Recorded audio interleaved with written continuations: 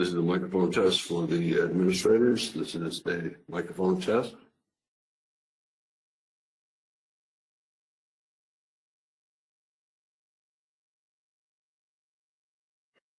This is another microphone test for the administrators. This is a microphone test. Oh, sorry, the microphone wasn't on. Sometimes I click it and I don't click it well enough to toggle. The past couple of weeks, we've rallied strongly. We had a breakout and then we've been channeling up. This is the third leg up. It's possible this is the start of a correction back down here to the start of the channel. To me, it looks like we're probably going to go a little bit higher.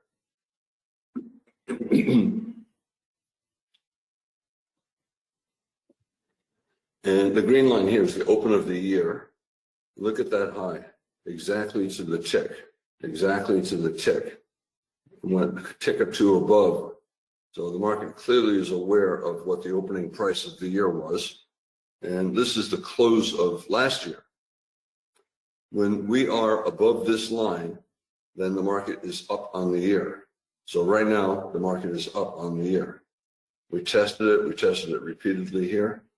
And this just shows an example of how even yearly support and resistance, which might appear minor, the market knows where it is and often tests it later in the year. For the bears, we have a double top. For the bulls, we have a wedge bull flag, a bull breakout, and a pullback. So the market is deciding whether the double top will break below the neckline and continue down for a measured move, or whether the wedge bull flag breakout is having a pullback and the market will resume up. I think, I've said this many times, I think this is the monthly chart. I think we're going to be sideways for the rest of the year. We may go higher and form a big wedge on the monthly chart, 1, 2, 3. But even if we go higher, I don't think we'll go much higher before we come back down. So I think the issue is we're going to get a leg down, but will it come from a lower high or will it come from a higher high? The reason I think it's going to come from a lower high is because of the size of this reversal down. It's so deep down, it reduces the chances that the leg up is going to make a new high.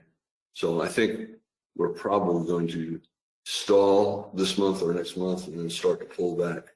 And the bulls are hoping that these two bear bars are like these two bear bars and that we're beginning a V-bottom reversal, straight down, straight up. That's the exception. So when you have a really big sell-off and a really strong reversal, sometimes it'll lead to a big bull trend. But most of the time, it leads to confusion. Big sell-off, reversal, sideways. So chances are we have a big move up, a very big move down, a surprisingly big move down, and now a surprisingly big move up. And traders, they're not confident that any of these moves will have a lot of follow-through. And the result is they'll take quick profits. And when the market goes fairly far in one direction, they'll start to place trades in the other direction. So that's why I think that we're probably going to be sideways. As I said, we may go a little bit higher first, but ultimately I think, 6 months from now, a year from now, we'll still be in this general area. Okay, we have a big outside down bar and went above the prior bar, below the prior bar. It closed near its low. It closed below the bottom of the past 30 bars or so. So it's a very bearish bar, but it's in the bottom half of a trading range, and that makes it less bearish. When the market's in a trading range, anything that's bearish, a lot of traders will buy it. And anything that's bullish, a lot of traders will sell it. So a bull trap, bear trap, strong rally, reverse down. So in general, on the open, 50% chance any strong move is in the wrong direction. 50% chance we'll continue down, 50% chance we will reverse up. The bulls see this as a bull flag and a bull trend that began here. The bears see it as a break below a bull flag a wedge bull flag here, bear breakout, and they want a break below the neckline of this double top. Basically 50-50.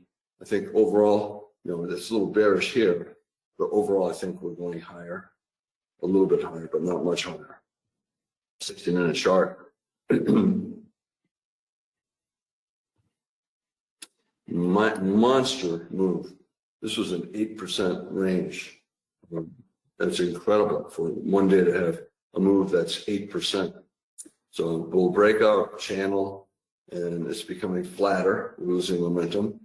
Breakout, pullback, second leg, third leg. We have a third leg up here, but we're not reversing down. So I think we probably will have to go a little bit higher. And the first target will be this. So we'll come down and test that. We'll bounce. The bears want a lower high and a head and shoulder stop. Left shoulder, head, and then right shoulder. I want to break below that and the measure move down to this or all the way down here. I'm not sure how far down we go.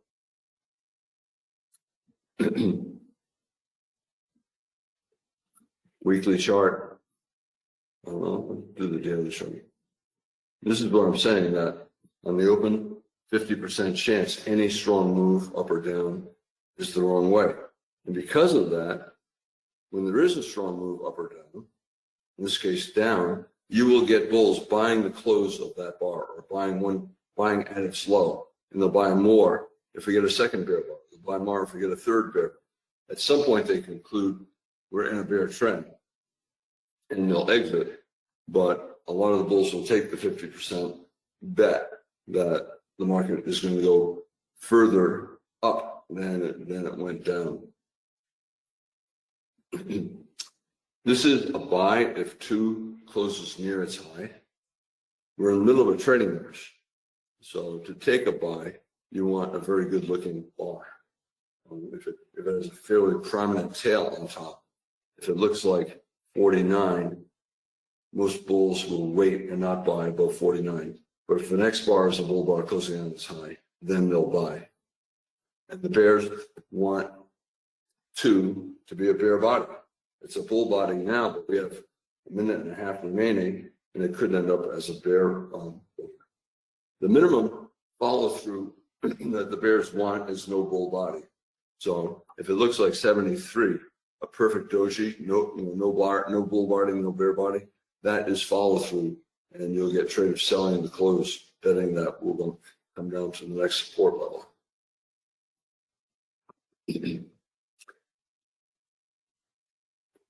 Daily chart, here's that 8% range. So it went from 5,000 to 5,400. That's 400 points. And 400 points in a 5,000 market is 8%. That's a bar like that you only see every 5 years or so. It's a very unusual bar. And the market broke above it.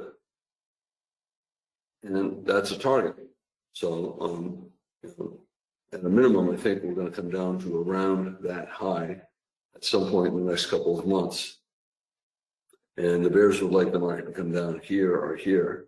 So this is what, 5,500, 6,000. So that would be a 10% correction. And I believe if we come down that far, that'll be as far as we go. The bulls hope that we only come down here. So that would be 200 points. That would be a 4% correction. A lot of traders wanted to come down here, 10% correction. And that would be a good area for traders to look for a buy. You look for a bull bar. So I'm hoping we come back down here. I'll buy. I have accounts that different time frames, and on my daily account, I will buy if we come down around here. I might buy some on a test of this, but at the moment, I think it's more likely we'll come down here. That's such an important bar that I think we're going to test it. I don't know if we're going to test it in the next week or two. We may not test it for several months, but I do think we're going to come down and test it. When you have the most unusual bar in years, the market has a very high probability of coming down and testing it. This is what I was talking about. This is like over here, 49. It will reduce the number of bulls buying above 2. Since it's not a strong buy signal bar, will the bears sell the 2 high and sell more 5 points higher? Some will do it. I would not. A lot of traders will wait to see what 3 looks like. If 3 looks like 50, then we'll have consecutive bull bars, one closing near its high. You will get more bulls buying it. But if 3 looks like 48, a bear bar closing near its low, you'll get a lot of traders shorting the low.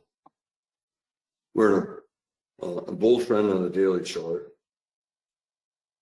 And on the weekly chart, we're on a strong leg up in our trading range. And on the monthly chart, you can argue it's a bull flag, but I think, as I said, I think we're in a trading range and that we will be in a trading range for another many bars, 5 bars, 10 bars. If we do go to a new high and then reverse daily chart, easier to see on the weekly chart. Okay. The bears want us to get a lower high, so it'll be a head and shoulders top, left shoulder, head, and right shoulder. The head is also a head and shoulders top, left shoulder, head, and right shoulder. And a lot of times you get nested head and shoulders tops where the 3 components each subdivide into head and shoulders tops. Let's say we go to a new high and then reverse. Well, you can call it a higher high double top or an expanding triangle. 1, 2, higher, lower, and then higher. So the question is, are we going to get reversed from a lower high? Are we going to reverse from a double top? Or are we going to reverse from an expanding triangle? Less likely, we're not going to reverse. We're just going to keep going up like that.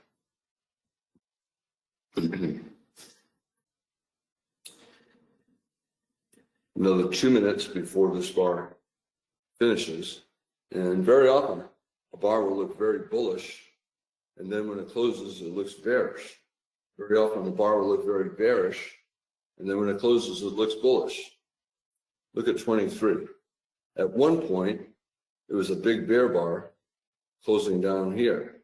So at one point, 23 was a big bear bar. Same with 42. At one point, it was a big bear bar, but by the time it closed, it was a bull bar.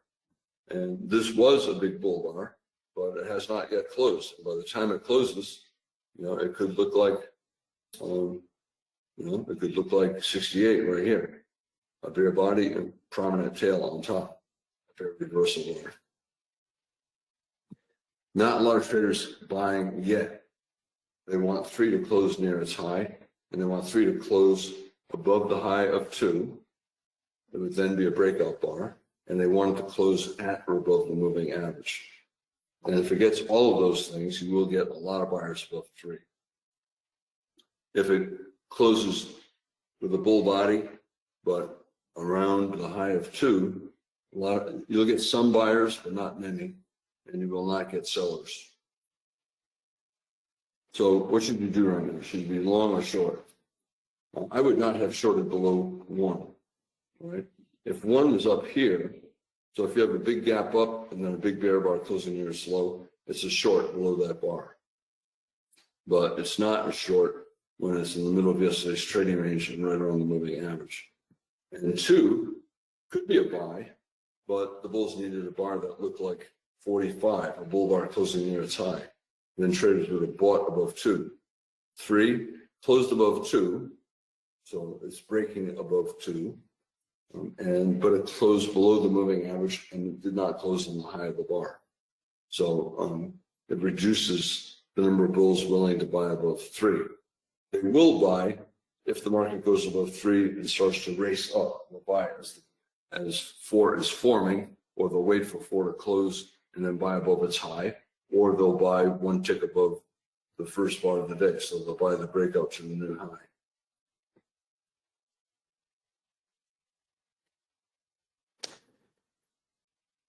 Basically, neutral, slightly more bullish than bearish. Why is it slightly more bullish? Because the bears failed in what they needed to do. They needed 2 to be a bear bar, and they failed. So that increases the chances that 1 is a bear trap and that we're going higher. Bull trap, couple bull bars, and it did not go above the high of the second bar. You got a micro double top, up, down. Trapping bulls into a bad buy. Another bull trap, consecutive bull bars did not go above the second bar and the market went down.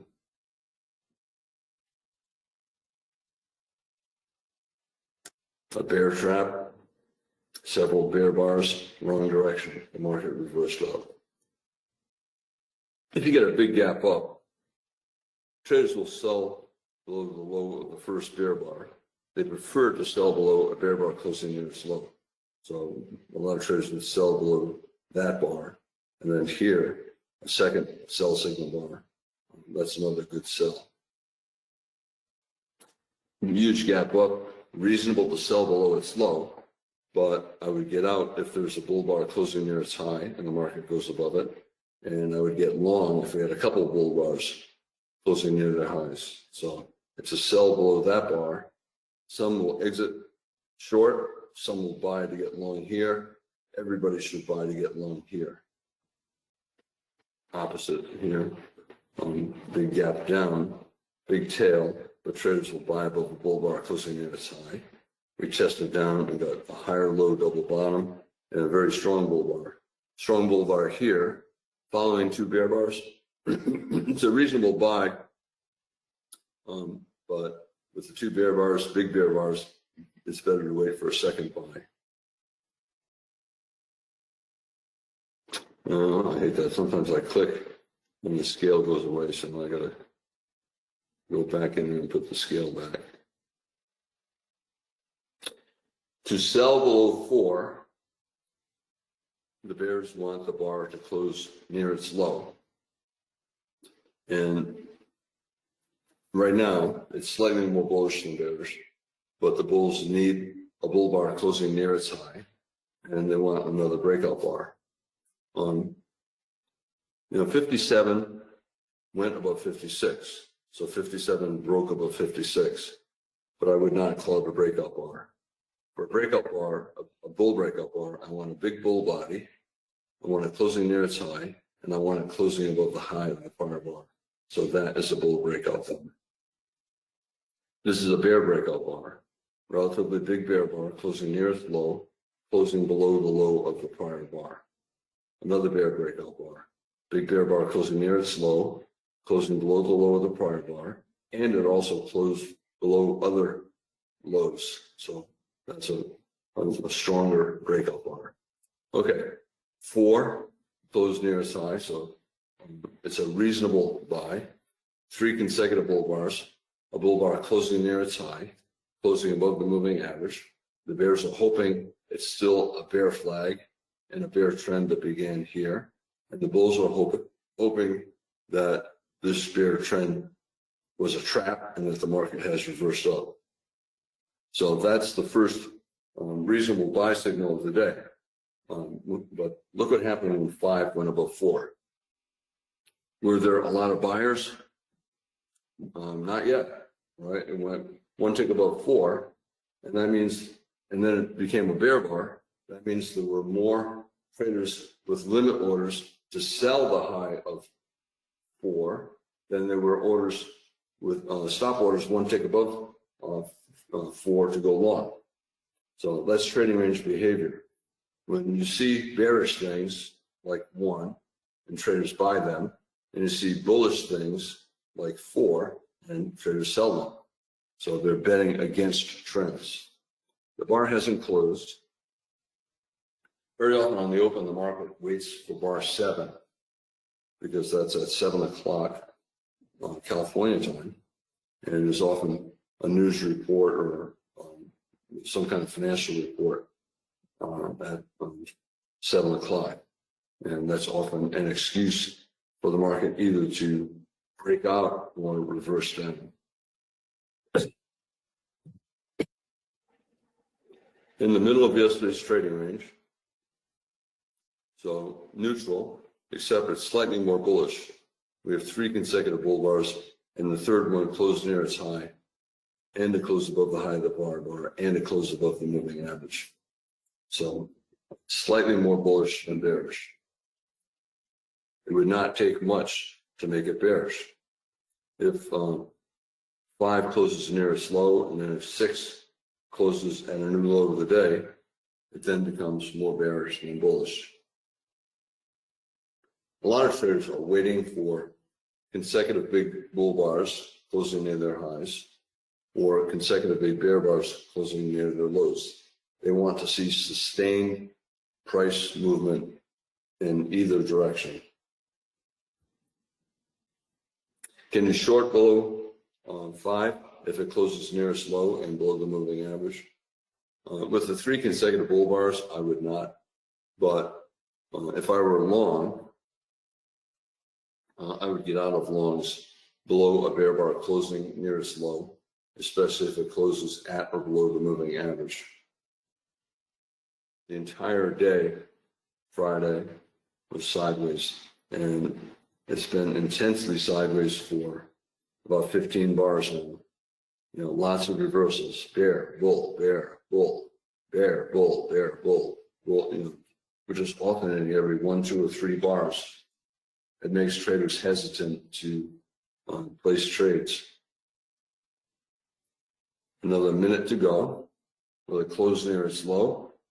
Bulls will exit below. Some bears will short. Will it close near its high and above 4? More bulls will buy. If it does neither, a lot of traders will continue to wait. Traders are looking for signs of strength. You know, can either the bulls or bears create a sign of strength with this bar? The bulls would like a bull bar, but they'll be happy if they have a small bear body. That would be a sign that they won the bar. Okay, that's exactly what I mean right here. A small bear body. So that's not bearish enough. So if it's not bearish, then the bulls are still in control, slightly in control. Stop for the bulls is below 2, the bottom of the bull leg. 5 is not bearish enough for bulls to exit below 5. There probably are more buyers than sellers at the 5 low. So if it goes below 5, it probably will not go very far down and then reverse up. This is bar 6. Remember I said the market often moves sharply, quickly on the start of bar 7.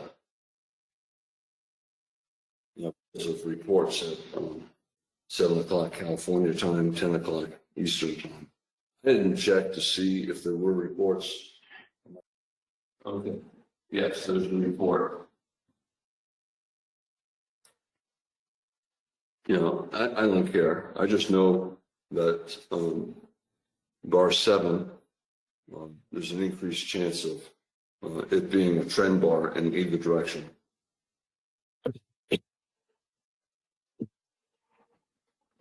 Very often, bar 6 will dramatically change its appearance in the final second or two.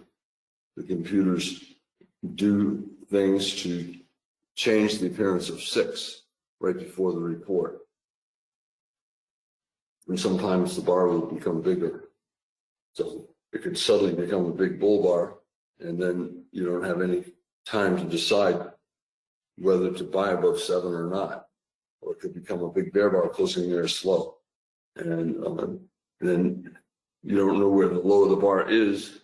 And by the time you figure out where the low is, exactly the price, and you are ready to place your order, the market has already gone below the bar, and you don't want to enter. So it's sometimes hard to enter on the close of 6. If 6 closes near its low and below the moving average, it's then consecutive bear bars, one being big, closing near its low. It's reasonable for bulls to exit. Some bears will short, but with these 3 bull bars, I think a lot of traders will wait. Most traders right now are better off flat, waiting. Trading in the middle of a tight trading range that began at the end of yesterday and entering with stops is a low probability way to trade. Better to wait for more evidence that the market is trending instead of continuing sideways. Now, if it goes below 2, will it break strongly to the downside, or will there be more buyers than sellers? Here, yesterday, when it went below 23, there were more buyers and went down a few points and then reversed up. And we don't know what will happen below 2. It may go a few points below and reverse up, or it may go a few points above 1 and reverse down. The math here is not good for trading, so better to wait. If I had to be in the market, I would be long. I would get out below 2. If 6 closes below its midpoint and below 5, I would get out below 5. I would get out below 6, and it's just not bearish enough yet to short. You can see a few seconds remaining in the bar, and it can suddenly become bigger, like it's doing. It makes it really hard to figure out exactly the price of the low of 6 and then place an order to go short below 6. Right now, what do you see? 6 is the big bear bar closing near its low. It closed below 5, so it's a bear breakout. It closed below the moving average. And as soon as 7 opened, what happened? Traders bought it. Similar to 1. Big bear bar, they bought the close. Similar to 4. Big bull bar, they sold the close. Bulls, I'd get out below 6. Some bears will short below 6 with the rally on 7, because if it then goes below 6, we have a small little top. Up on 4, down on 6, up on 7, down on 7. Now, we have a higher low double bottom, 2 and 6. The highest point in between is 5. That's the neckline of this double bottom. So if there are bears who are short, they will buy back their shorts 1 tick above 5, and some bulls will buy above 5. If 7 closes near its high, some bulls will buy above 7. We currently are on a buy above 4. It's reasonable to just buy the market if you're flat, or trade small because the probability is low. Now, I said buying 1 tick above 4 was good. And if you see 5, you may have held long. But then once you see 6, what are you thinking if you bought 1 tick above 4? You're thinking, wow, 6 is pretty disappointing. I don't think I'm going to make any money on my long. Maybe I'll place an order to get out around where I bought. So some of the bulls who bought the close of 4 and 1 tick above 4 are trying to get out around break even. They might place a limit order at their entry price or several ticks below. And that's what's creating that tail on the top of 7. It's disappointed bulls. Bulls who bought during 3 or 4, disappointed. They bought during 3, 4, or 5, and disappointed 6, and now they're exiting. Break even with a small loss. It's bullish, it's bearish, it's bullish, it's bearish. It's neutral. We're in the middle of trading range. They're buying things that look bearish. They're selling things that look bullish. And we're not getting sustained movement in either direction. Best choice, wait. If the market trends, it usually will trend for a couple hours. So if you wait for a few bars before entering, you still have a lot of profit potential. If you do enter when it's unclear and neutral, it's better to trade small. And then if the market goes your way, you add to your position. And I talk about this all the time. For me, trading small is 20% of normal size. So if you normally trade 5 micro E-minis, you would buy or sell one micro E-mini. And then if it goes the size of a scalp in your direction and you get another signal, you enter with another micro E-mini and you build your position.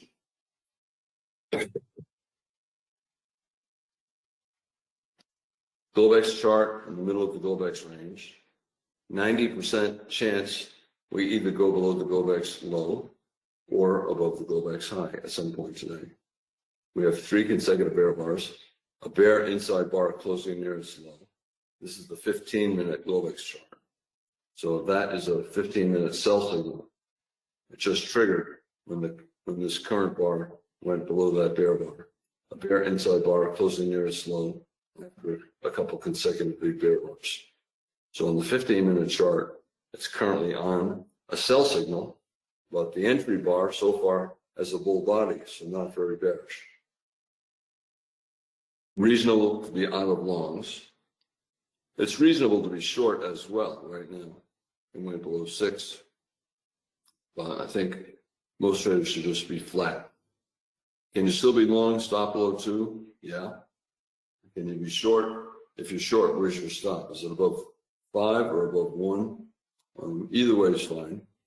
But I think best choice is wait. We're getting too many reversals. The bars overlap the prior bar by a lot. And since 72, 15 bars, where the bars mostly overlap prior bars, bars with very prominent tails above or below, and a lot of alternating bear and bull. Every bar or 2 or 3, you're getting a bar in the opposite direction. This is limit order scalping. It's high frequency trading. So high frequency trading firms, they're not trading for 5 points. They're trading for 1 tick, 5 ticks, not points, ticks. You cannot make money doing that. So better to wait. Looking like a triangle, higher low, lower high, trading range open, sideways market with both a double top and a double bottom. That's breakout movement. So assume 50% chance we'll get a successful bull breakout, 50% chance we'll get a successful bear breakout. If we're lucky, we'll get a good buy signal bar near the bottom and you buy above that bar, or you get a good sell signal bar near the top and you sell below that bar. If you don't get that, alternatively, you wait for a strong breakout, a bar that looks like 55, or a bar that looks like 37, 38, 39. If you get a breakout bar that's not particularly big, then to wait for 2 consecutive bars in the same direction. It looks bullish, it looks bearish, it looks bullish, it looks bearish. It's really easy to get chopped up early in the day, and you end up losing far more than you thought was possible. Each loss is small, but if you get 3 or 4 small losses, then you have a big loss, and it just ruins your psychology, your emotions for the rest of the day. So, better not to trade when the market looks like this. Are we going to get a big trend day today? It's possible. As I said, I think we're probably going a little bit higher. Here's the 60-minute chart.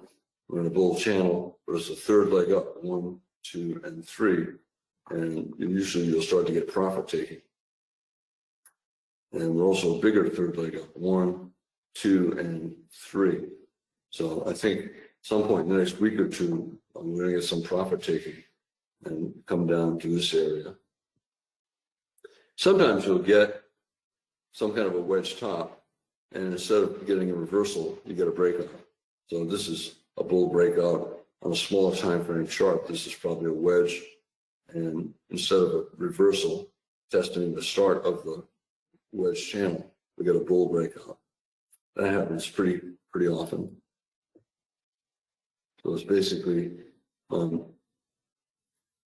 breakout above a bear flag. Here's an example where we have a wedge, 1, 2, 3. Instead of getting a reversal and a couple legs down to the start of the wedge, we get a bull breakout and a measured move up from the bottom to there, up to there. Always assume that when you see something that looks highly probable, that it's less likely than what you think, and that there's at least a 40% chance the market will do the exact opposite of what you believe. If something is really, really obvious, then everybody is already positioned in that direction, and there is not much money left to go in that direction. Okay, so a bull bar closing near its high, a bull inside bar, but the close of 8 is just below the moving average. It's another buy signal, but a lot of traders will wait to see how the bar closes. Triangle, up, down, lower high, higher low.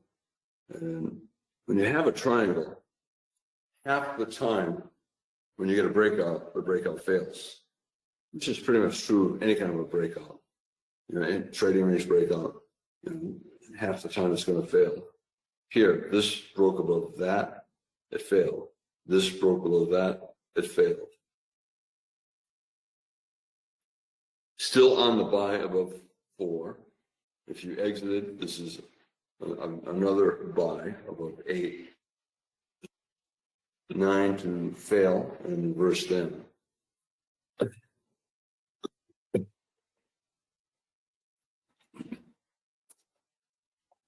Trying to break above 5, the neckline of this double bottom, and then the bulls hope for a measured move up, which would be above the high of the day. And the bears are sold below 1, the bears are sold below 6. If they did not exit above 8, they will exit either above 5 or above 1.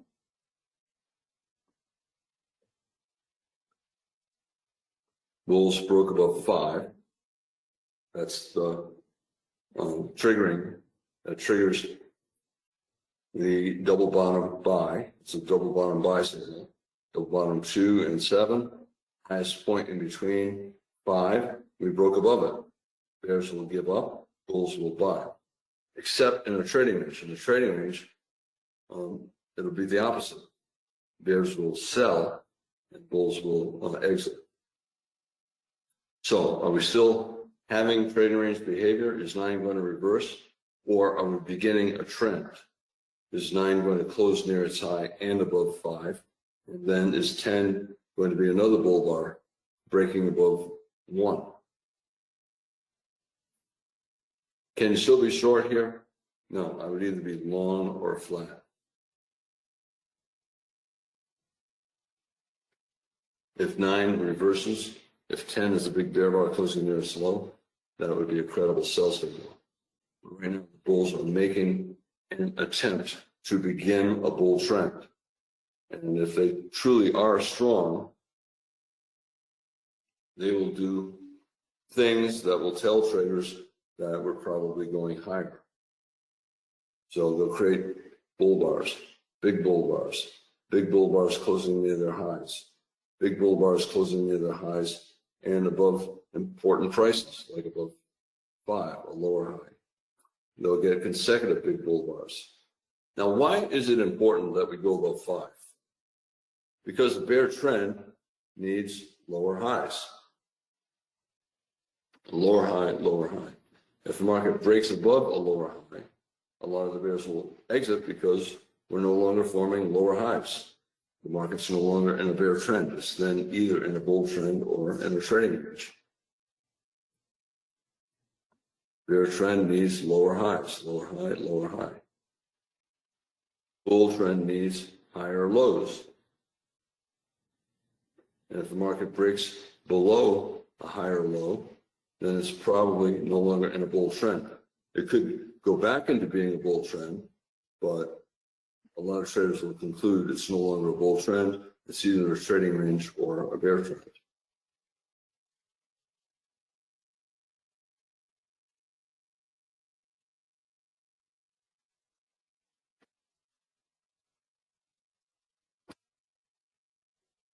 It's lower highs, lower high, lower high. And if you break above a prior lower high, traders wonder if the bear trend has ended. And here it did end. Bull trend needs higher highs. And if you get a lower high, traders wonder if the bull trend has ended and has the market entered a trading range or a bear trend.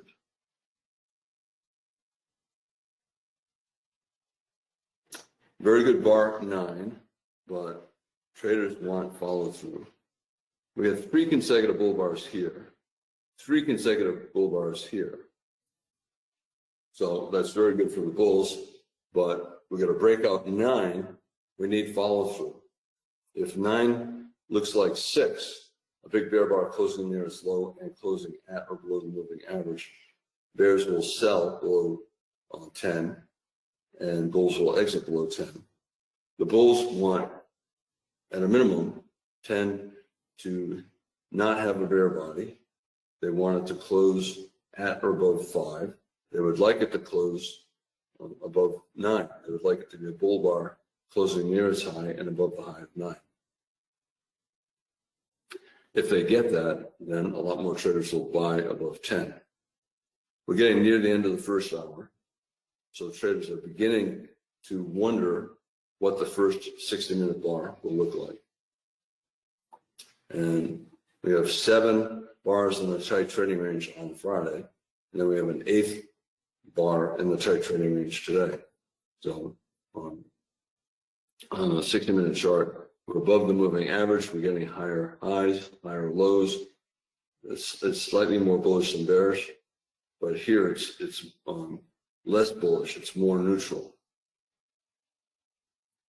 The bulls want a bull bar closing near its high, and then they want follow-through buying for the rest of the day. They want the tight trading range to end and for the bull trend to resume. Okay to be long. If you're flat, it's okay to buy at the market. And as I said, get out below a bear bar closing below its midpoint. And if you do buy, it's still not particularly bullish.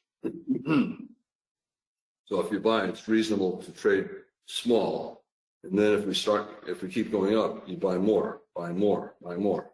So every time the market is about the size of a scalp above your most recent entry, you buy more. Not very bullish, lower low, double bottom. You can call it a double top, a triple top. You can call it an expanding triangle. Bull bar closing near its high, but still in the tight trading range. Reasonable to trade a small position, buy 1 tick above that. Okay, once you're the size of a scalp above your first buy, and you get a bull bar closing near its high, you buy more above that. So you buy above this bar or that bar. It's the size of a scalp above your most recent trade. Wait for a bull bar closing near its high, you buy more. Size of a scalp above your most recent trade, bull bar closing near its high, you buy more. And that's what the institutions are doing. It's not, BlackRock buying here and Morgan Stanley buying here and JP Morgan buying here. No, it's not what it is. It's, BlackRock buying here, BlackRock buying more here, buying more here, buying more here. Goldman Sachs buying here, buying more, buying more, buying more. So all the hedge funds and high frequency trading funds, they're all adding to their positions. In the old days, back in the 1980s, people used to call it program trading, but it was not done by computers. It was done manually. Individual traders working for the firms would repeatedly buy. I mentioned that back in the late 90s, maybe early 2000s, I was at a party and I met a trader. I thought he was from Goldman Sachs, I don't remember. And he said that when the head trader said we're in buy mode, the guy had to buy 100 SPDR contracts, the SPY, the ETF that follows the S&P, every second or two. So you click, buy 100 contracts, buy 100 contracts, or shares, SPDRs and ETF. buy 100 shares more. And, you know, his firm and other firms doing that would result in that, and people would say, oh, there was a buy program going on. And now nobody talks about buy programs and sell programs, but that's what's going on here. All the computers are buying. They're buying more, they're buying more, they're buying more. So how does an eye surgeon know that? You know, I'm an eye surgeon, right? At least I used to be. Because it's common sense, and that's how I trade. Right? You know, how else can you get the chart to look that way? Whenever you see the market, whenever you look at a chart and you see, you try to understand how can it look that way. You know, some things make sense. You know, it's looking like this because the computers, it's mostly high frequency trading firms scalping and looking for reversals. And when it looks like this, all the computers are selling. Otherwise, it wouldn't look like that. When it looks like this, all of the computers are buying. They just keep buying and buying and buying. You know, it's not like, you know, the smart firm bought here, the less smart firm bought here, the less smart firm bought here, and then the dumb firms buy up here. That just doesn't make any sense to me. To me, it's a firm bought, they kept buying more all day long. 10, a bull bar. That's the minimum follow through that the bulls wanted to see. 9, a big bull bar closing near its high, above the high of the prior bar. It's a bull breakout bar. It also broke above the neckline of a double bottom, and that's where the bears exited. And then it confirmed 10 has a small bull body. That confirms the buy breakout. And that's a buy signal. So as soon as 10 closed, a lot of traders bought the market. And look at 11. You can see as soon as 11 opened, it went up. That means that as soon as 10 closed, a lot of computers bought. Bulls trying to break above the high of the day because some bears are still short with a stop 1 tick above 1. And the bulls want those bears to buy back their shorts. And they also know some bulls will buy the breakout of the opening range. So there are buy orders just above 1. And that means there are sell orders just below the high of 1. Because the traders who are short don't want to be forced to buy back their shorts. So they're selling more right here, trying to prevent 11 from going above 1. So they're trying to get a reversal down from the double top. Are there more buy orders or are there more sell orders? Are there enough buy orders to break above 1 and then go up for a measured move? Or are there enough sell orders to form a double top or a slightly lower high double top and for the market to reverse down? Well, obviously the market's more bullish than bearish. We've had 12, this is on, the 11th bar of the day. And of the 11, 8 are bull bars. And of the 3 bear bars, one's only a tiny bear bar. So there's been much more time spent creating bullish bars. So yes, we're still in the trading range, but it's slightly more bullish than bearish. Are we going to break above 1? Probably, 8 of 11 bars are bull bars. Will I be surprised if we do not break above 1 and we reverse down? No, I won't be surprised. I think there's probably a 60% chance we're going to break above, 40% chance we're going to reverse down. And the reversal could come from a lower high, and it could also come from a breakout above 1 and then reversing down. So 60% chance we're going higher, 40% chance we're going to get a reversal down. Bulls, we now have 5 consecutive bull bars. Not particularly strong bull bars, but it's sustained buying. And the bulls are betting that we're in the early phases of a strong bull trend. Their stop right now, for a lot of them, is below 7. Many traders do not want to risk that much, but they'll hold long as the market stays reasonably strongly bullish. If the bears are able to make money selling with a stop below the low of the prior bar. That's not consistent with this being a strong bull trend. And that means that a lot of the bulls will exit. You know, if they don't wait for their stop to get hit. If the bears are able to make money with stop orders, this is not a strong bull trend. When the market's in a strong bull trend, it's rare for bears to be able to make money selling below the low of a bar. If they are able to make money selling below the low of the bar in a strong bull trend, the strong bull trend is no longer a strong bull trend. It's either a weak bull trend, or trading range, or a bear trend. So if you're holding long based on the premise that the strong bull trend is going to continue, and now you have evidence that it's no longer a strong bull trend, it's reasonable to exit. So you get out 22 ticks below bar 11.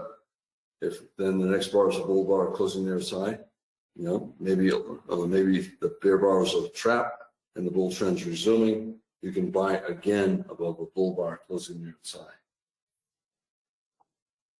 Trying to break above one, new high of the day. This is bar 12, the close of the hour. At a minimum, the bulls do not want a bear body on the 60-minute chart. So they want 12 to close at or above the open of the day, which is the open of the 60-minute bar. They would like 12 to close far above the open of the day, and they would like to close at a new high of the day. That would increase the chances that we're going higher. Last week's high is just a little bit above where we are. The Globex high is also right around here, around the open of the year. So we've got magnets above. Yesterday's high, this is a major high. This is an important price. Open of the year, high of last week, Globex high, so we have a lot of magnets pulling the market higher. So we're probably going higher. But I would be very quick to change my mind if we get a bar that looks like 62. Bulls will exit below and bears will short. Bulls are buying, they're trying to break above one. The bears are selling, trying to prevent the breakout above one. It's more likely that we are going to go above,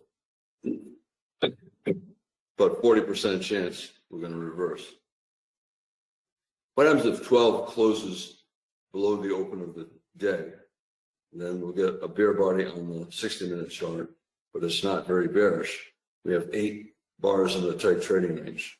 So it'll be a little less bullish, a little more neutral. The computers are aware of the 60-minute bar. They're aware of the open of 1. They're aware of the importance of the close of 12 compared to the open of 1. It determines whether or not we have a bull body on the 60-minute chart. Can you short below 12 if it closes near its low? Well, after 5 consecutive bull bars, I think you can exit longs, but I would not get short. Probably more buyers than sellers below 12. We have a lot of magnets above, and we have a lot of bull bars. So, you know, persistent buying, but not strong buying. A lot of bull bars, but not going up fast. Do you have to get up below 12? No. You can hold long, put a stop below 7, or you can get out 22 ticks below 12, because the market has to fall 22 ticks below 12 for the bears who sell below 12 to make 5 points, 20 ticks. It's a sell signal for a double top, but with 5 consecutive bull bars, there might be more buyers than sellers at that 12 low. 13 might become outside up. It goes below 12 and then above 12. So there's the breakout.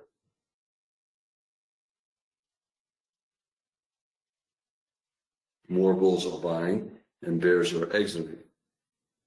The bears who sold below 12, hoping for the double top, see that their premise is wrong. We're breaking above the high of the day. And we have several magnets above.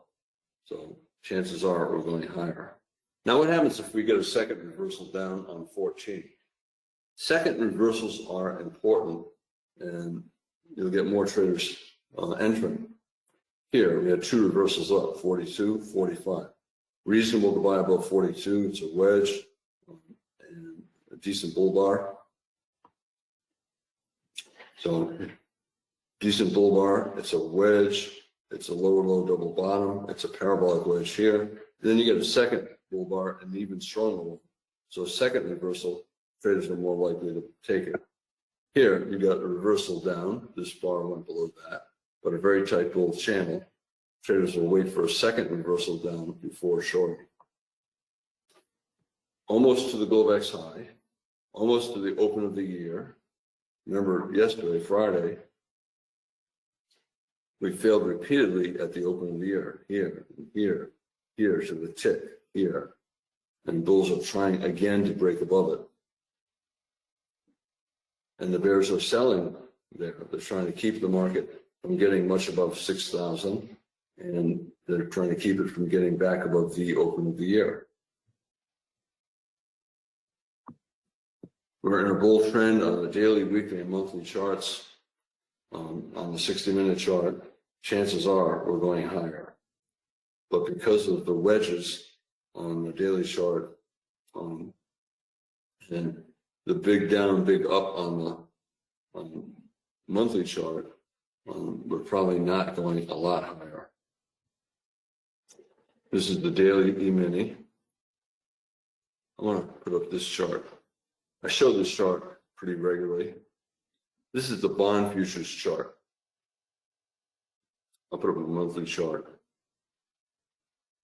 Okay, and I had this blue line here for years. Okay, here's 2009, 2010. And that blue line is exactly at par, 100 and 0.30 seconds. So it's the biggest round number in the bond market. And we rallied strongly and had a blow off top here and a bear trend. And the market is trying to stall just above this breakout point and especially just above par. I think we're going below par. You know, we're so oversold, we're trying to form a base. It's possible that we could rally for several years and come up here and form a double top and then go below par. But I think we're going to go below par. And I think we'll be below par for 5 or 10 years. And that means interest rates are going to be higher at some point and for many years. I just don't know if we're just going to go straight down below par or if we're going to rally for a few years and then go below par. But I believe we're going to go below par at some point, probably within the next 5 years, possibly within the next year or so. But I think that's going to be a major, major problem for the economy. It's going to change everybody's mindset. Interest rates, mortgage rates, for example, will be 8%, maybe even 9%. And it's going to, and then the interest payments on the federal debt, they're already bigger than what we spend on the military.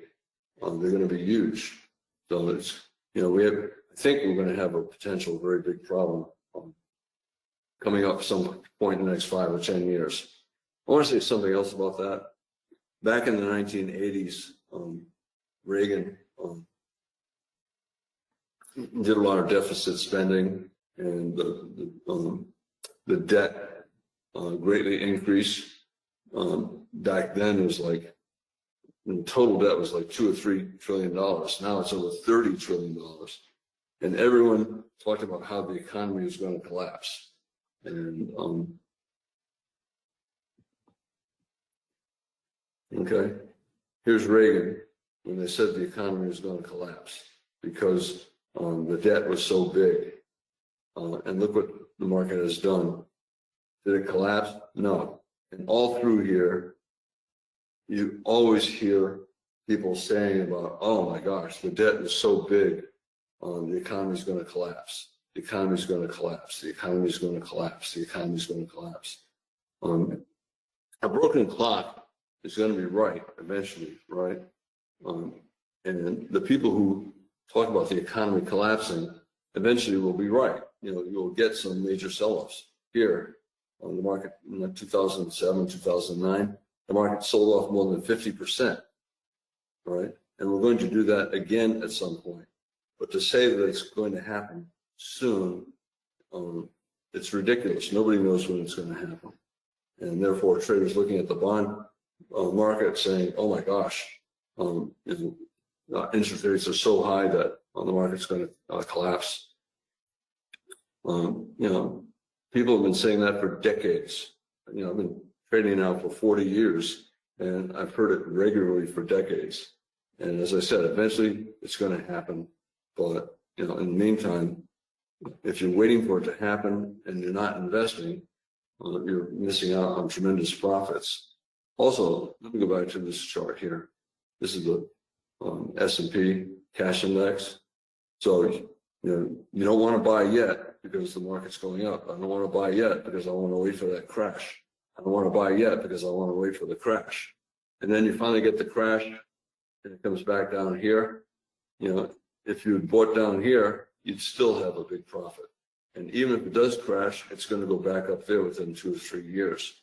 So, you know, you can miss out on tremendous profit by waiting for that crash that never comes. You know, Buffett talks about that. He used to talk about it all the time. That timing in the market is stupid. It's better, especially if you're young, just to be long all the time, because even if the market loses 50% and you bought at the exact high, the market's going to be back above your high within a few years, back above your entry price in a few years. Okay, so up on 11, down on 12, up on 13, down on 14. Okay, bulls will exit below 14 if it's a bear bar, and they'll exit below 13 because it's the lowest price of a double top. Double top, up on 12, down on 12, up on 13, down on 14. The lowest price in between is the 13 low. So it's reasonable for bulls to exit on the stop 1 tick below 13. If 14 does not go below 13, but it closes near its low, it's reasonable to exit below 14. And it's also reasonable to go short. Sometimes the market gets right up to near the Globex high, does not go above it, and then reverses and goes down below the Globex low. And sometimes it does the opposite. It gets near the Globex low, and does not go below it, and reverses up. Here. Okay, well, here we went above the Globex high. Did not get below the Globex low, got very close to it. Okay, here, big sell-off. At one point, this was a big bear bar closing near its low. And instead of breaking below the Globex low, the market reversed up and went above the Globex high. Remember, 90% of days will break either above the Globex high or below the Globex low. This is the 15-minute Globex chart. And just because it's collapsing and is very close to the Globex low, does not mean it will get below the Globex low. Sometimes it will reverse and get above the Globex high. Strong rally up to the Globex high, did not get above it, and it reversed down and collapsed. So a couple of huge bull bars, second leg up, very close to the Globex high, did not get above it, and we reversed. The bears are hoping today's like this, a rally to just below the Globex high, more sellers than buyers, the bears got their double top, and then the market collapsed.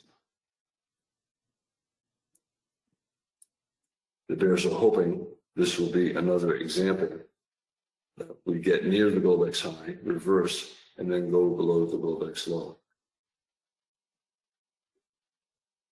Not a good sell signal R14. Bulls, I think it's reasonable to hold long. You can get out at the market and buy again above a bull bar closing near its high, or you can exit below 13, or you can exit the size of a scalp below 12 or below 14. So 22 ticks below 14, exit down here, or exit below here. the neckline of that double top, up, down, up. And if you do exit and it reverses up from a test of the 5 high, then the sell-off becomes a breakout test. We have a breakout, we're testing the breakout point. If we get a bull bar closing there as high on 16 or 17, you can buy again.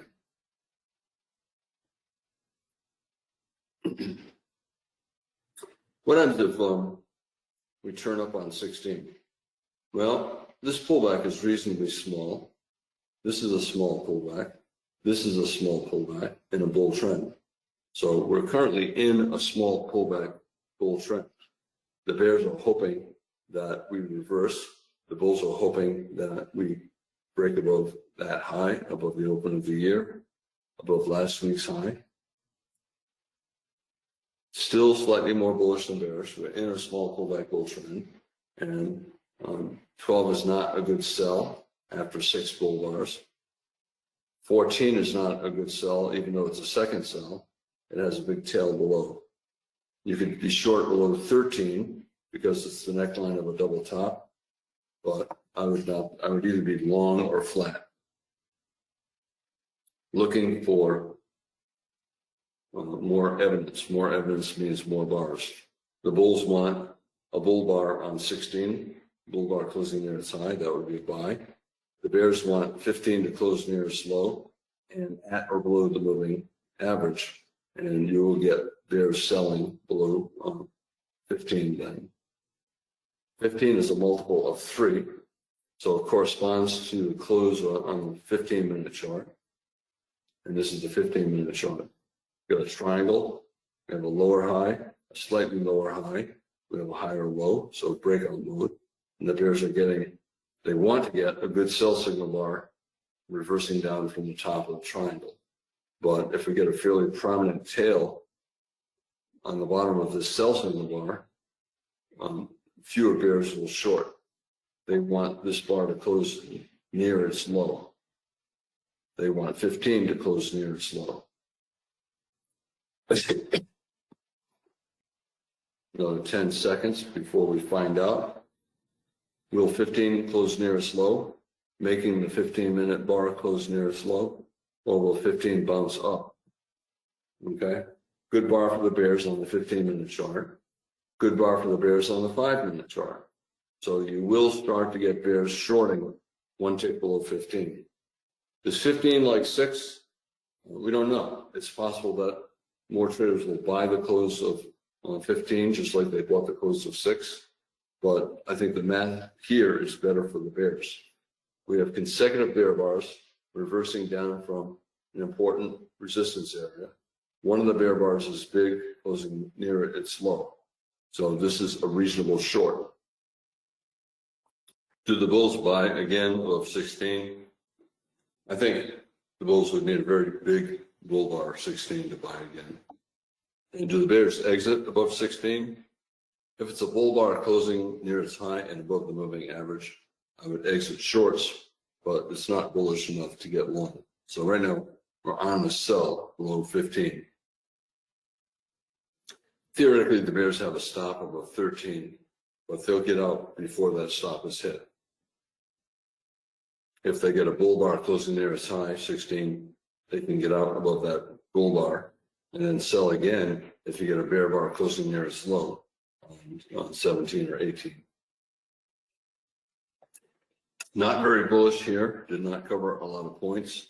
Not very bearish here, but right now it's slightly more bearish than bullish. 3 consecutive bear bars, 2 bear bars closing below the moving average. So you get more bears selling. The tail on the bottom of 16, that will reduce the number of traders selling below 16. Bulls now are hoping that this trading range is continuing and that this is just a bare leg in the trading range. And then we reverse up from the double bottom or double bottom here. The bears are hoping that this double top is the start of a bear trend, and we break below the neckline and fall for a measure move down. You know, it's not very bearish, just like it was not very bullish. And look at the chart. up and down and up and down and up and down and up and down and up and down. We're still in a trading range. And these legs, even though this looks bearish and this looks bearish, they were legs in a trading range. This looks bullish, there was a leg in a trading range. For the bulls, higher, low, 7. You can see bears buying back their shorts in a panic. You know, they did not want that tail on the bottom of 16. They wanted the market to collapse. It's not collapsing, so a lot of bears are buying back their shorts. Are the bulls buying? Some bulls buy below weak bear bars, so they'll buy the 16 low, but I would not be buying during 17. I'd like to see what it looks like when it closes. And after 3 bear bars, with 2 of them being big and 1 of them closing near its low, I'm not going to buy above 17. I'll wait to see if we get a double bottom over the next few bars and then buy. Probably more sellers than buyers above 16. 16 is a bad buy. That means probably more sellers than buyers above. But if 17 is a bull bar closing near its high and closing above 16, you'll get more bears exiting and you will start to get bulls buying. After the 3 bear bars, I would wait either for consecutive strong bull bars or for the market to go sideways and form a micro double bottom and then look to buy. Not bullish enough to buy above 17. So we're still on the short below 13, a low 2 top, the short below, short below 13 for the double top with 12 and 13, a low 2 short below 14, a bear breakout 15, so several reasons to get short. And right now, 17 is not enough of a reason to get long. Bears, I'd get out above 13, or if we get a bull bar closing near its high, for example, 18, I would get out of shorts. If let's say that 18 is a bull inside bar closing near its high, if it looks like 80, it'll be a second reversal up above 16, above 18. Bears will exit and bulls will buy. Still in the middle of yesterday's trading range and a very tight range here, lots and lots of reversals. So still not yet in a clear trend. 60-minute chart, currently 9 sideways bars, where the bars are all overlapping prior bars. Bar 18, a multiple of 3, corresponds to the close of a 15-minute bar. Here's the 15-minute chart, still in a triangle. Lower high, higher low, and now possibly another higher low. But the bulls will need a pretty good looking bull bar to make traders buy above the high of this 15-minute bar. We're still on that sell below that 15-minute bar.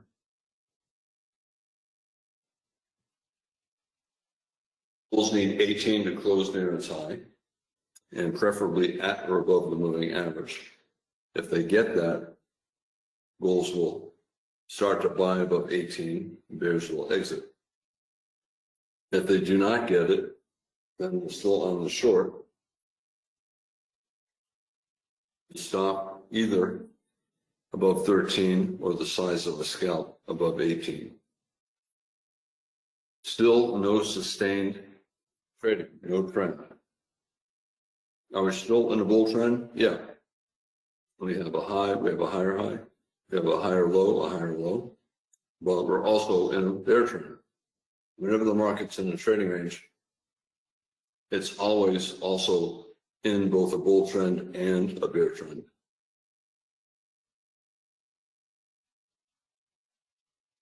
I get 18 to close near its high and at or above the moving average.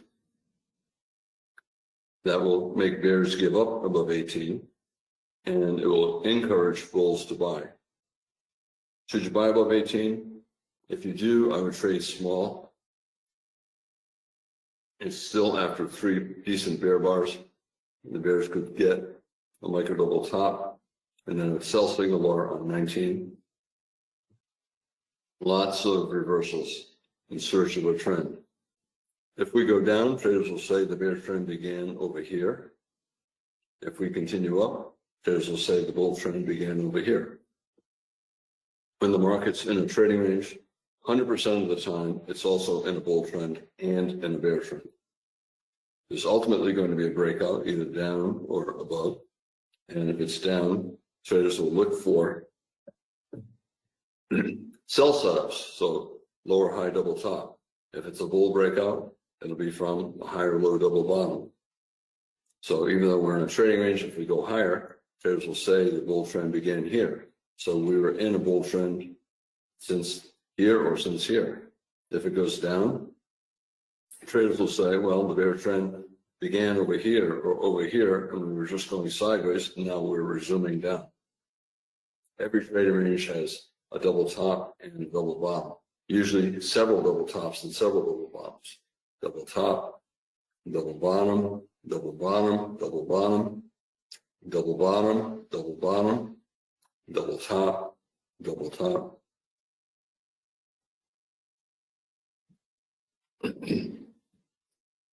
Bulls trying to reverse 15, they're trying to undo it.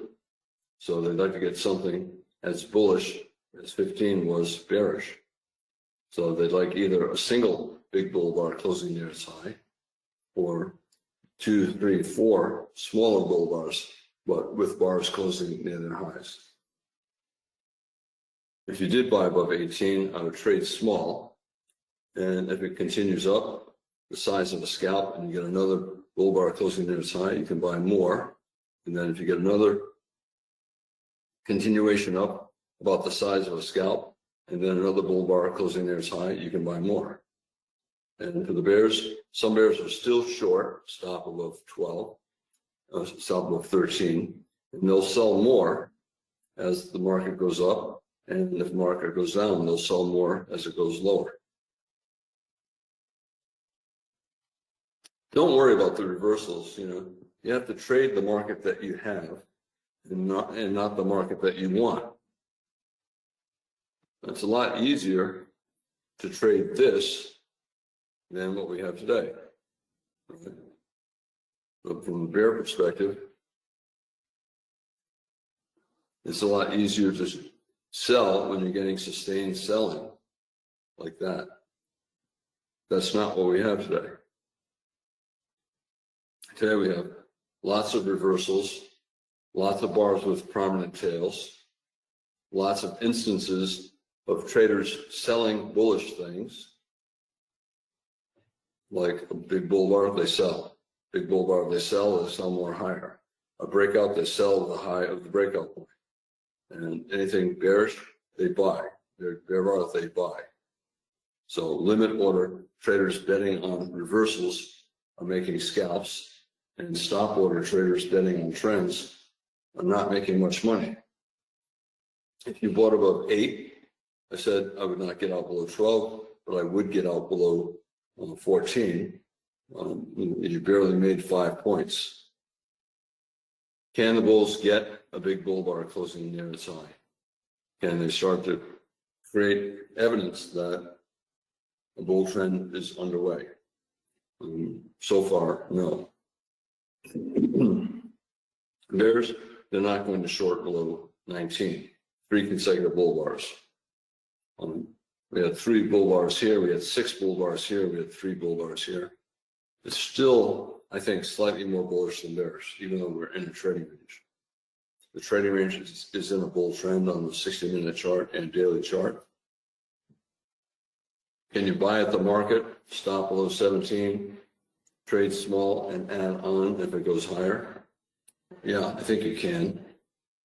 I think the best choice is wait for more evidence that we're in a trend. Can you sell and then exit above 13? Well, after 18, I would be out of shorts, so I would not sell yet. Not as bullish as the bulls need. We still have lower highs. So lower high. This high is above that high, but it's below that high. And another lower high here. And we have higher lows. So we're in a triangle, breakout mode. 50% chance we're going to get a successful bear breakout, a swing down. 50% chance we're going to get a successful swing up. 50% chance the first breakout down or up will reverse. I'm going to turn the screen off for a minute and open a chart.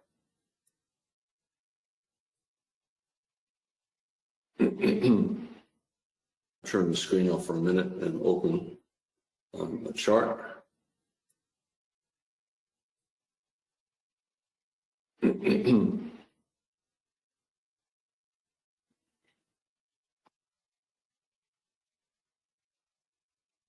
Encyclopedia of chart patterns.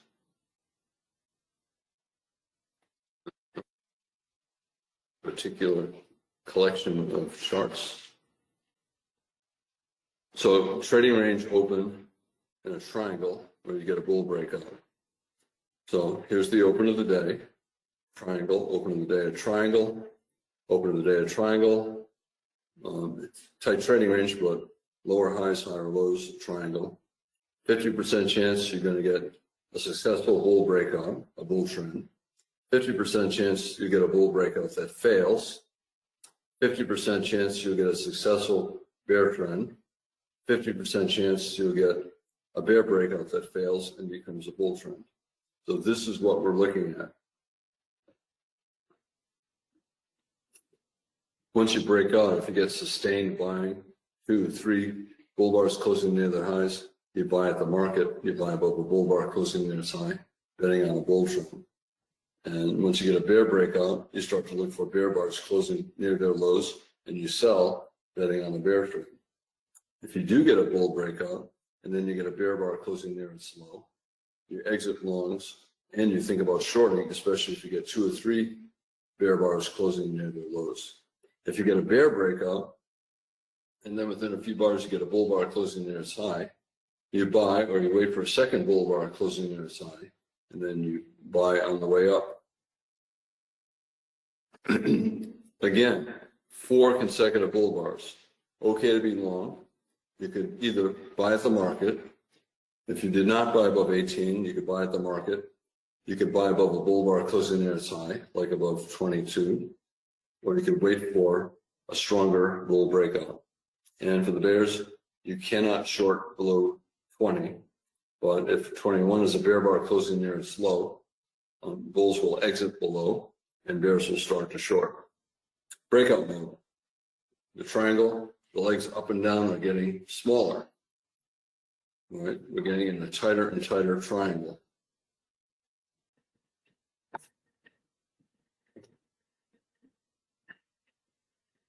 Traders looking for a good buy signal bar near the bottom. They have it here. They're looking for a good sell signal bar near the top. 12, but that was after 6 bull bars.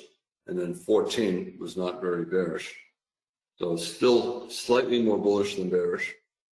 And it's in a bull trend. So maybe 55% chance we'll get a bull trend, 45% chance we'll get a bear trend. 60-minute moving average, that's a magnet. The close of last year is a magnet, so we have magnets below. Yesterday's low is a magnet. And we have magnets above. Every time that the bulls needed to follow through, we got something bearish. Every time that the bears needed to follow through, we got something bullish. Right now, there are probably more buyers than sellers below 20. But if 21 closes near its low, there will be more sellers than buyers below 21. I would not short below 20. 4 consecutive bull bars, 2 of them closing near their highs. Might be more buyers than sellers at that 20 low, but reasonable to get out either a tick below 21 or 3 or 4 ticks below 21. And for the bears, it's not bearish enough to short. It's still, I think, on the buy above 16. below 21. And for the bears, it's not bearish enough to short. It's still, I think, on the buy above 16.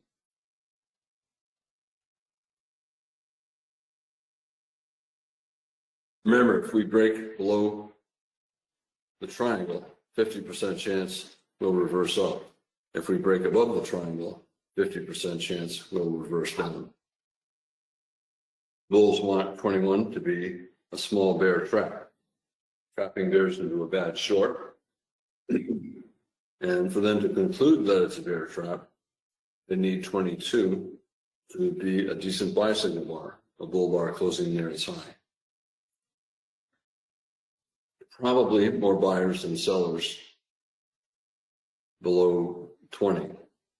So probably more buyers than sellers below 21. The bears need, after 4 bull bars, the bears need a couple bear bars, or they need it to go sideways and form a micro double top. Can you buy at the market? Yes. Stop below 17. Can you sell at the market? I would not.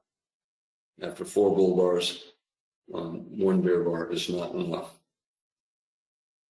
Bulls who exited below 21 will buy again above 22 if it closes near its high. 55% chance we're going higher, 45% chance we're going lower. If we start to get more bear bars, then the probabilities will shift and it will become more likely that we're going down. But right now, it's more likely that we're going up. It's not 60%. You know, we're still getting a lot of reversals and we're still at the apex of a triangle. So maybe it's 55%. Not very bullish, and not very bearish. Traders are waiting for more evidence of a trend. That means more bars. Consecutive bear bars, but big tail 22, so most traders are not going to sell. Everybody knows that the legs up and down are getting smaller, and it increases the chances that we'll get a breakout. But sometimes a trading range will just last all day. You know, 10% of the time, a day will be a trading range day. You know, Friday was an example. So a couple times a month, you know, maybe 3 or 4 times a month, a day will be mostly sideways all day. You know, 90% of the time, if you have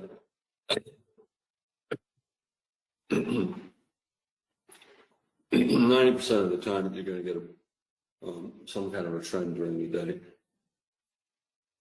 What happens if you're sideways for a couple hours like this? Is there still 90% chance that you're going to get a trend? No, the more sideways bars you get, the more likely the day will remain a trading range day or mostly a trading range day. Head and shoulders top, left shoulder, head, right shoulder. Traders trying to get a lower low, trying to break below 17. Can you short one tick below 17? I would not. Let's say 22 closes near its low. Can you short below 22? Traders want to see strong trend bars.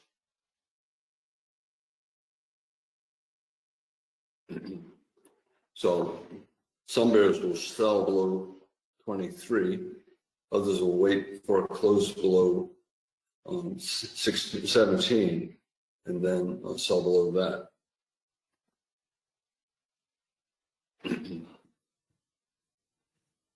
Bulls trying to prevent the bears from breaking below 17, just like the bears were able to prevent 13 from breaking above 61. So still trading range mentality. 22, 24 is the end of the second hour. 60-minute chart. The bears would like the hour to close near its low. That would attract sellers, but 9 bars in a tight trading range, a lot of traders do not want to trade with stops. But the bears are trying to get as bearish a bar as they can get. The bulls would like the current bar to close back above the open of the bar.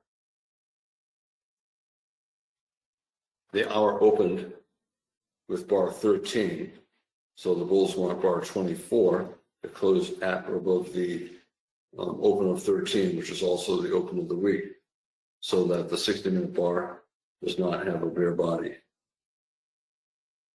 Higher low double bottom 17, but a bull doji after 2 bear bars.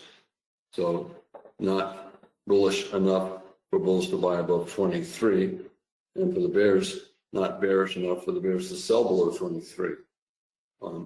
I would not have sold below 21. I would not have sold below 22. So for me, it's still not yet a short. Arguably, it's still on the buy above 18, stop below 17. But I think most traders should be flat right here.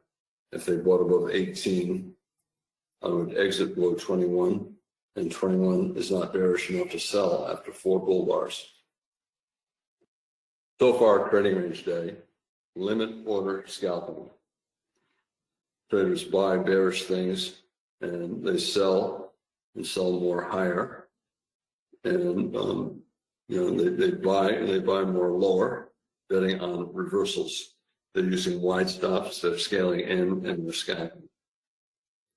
And swing traders are 2 hours into the day, and the bulls made money above 8, but only a scalp, and that was it for stop entry trading. So today so far, it's mostly a limit order scalping day, and you should not be doing that for a living. With experience, you can do some limit order scalping, but most traders should only be entering with stops and looking for trends. So most traders should be waiting. Even if we get the bear breakout, there's a lot of support here. The close of last year, 60-minute moving average, yesterday's low, the Globex low, the 6,000 big round number. So also, the later in the day that you get a breakout, the less likely the breakout will lead to a big trend. So, and on the opposite, if it goes up, we've got the Globex high, last week's high, that might limit how far up we go. The bulls are waiting for a buy signal bar near the bottom, or for a strong breakout to the upside, a couple big bull bars closing near the highs. The bears want a strong sell signal bar near the top. 21 is good, but it's after 4 bull bars, so those bears did not short below 21. Or they're waiting for a strong bear breakout, and then they'll sell lower. 24 is the end of the second hour, and the bears want it to close near its low, but it's still the 9th bar in a tight trading range, and the 60-minute moving average is support below. So it's not a strong sell signal bar, or at least the context is not strong.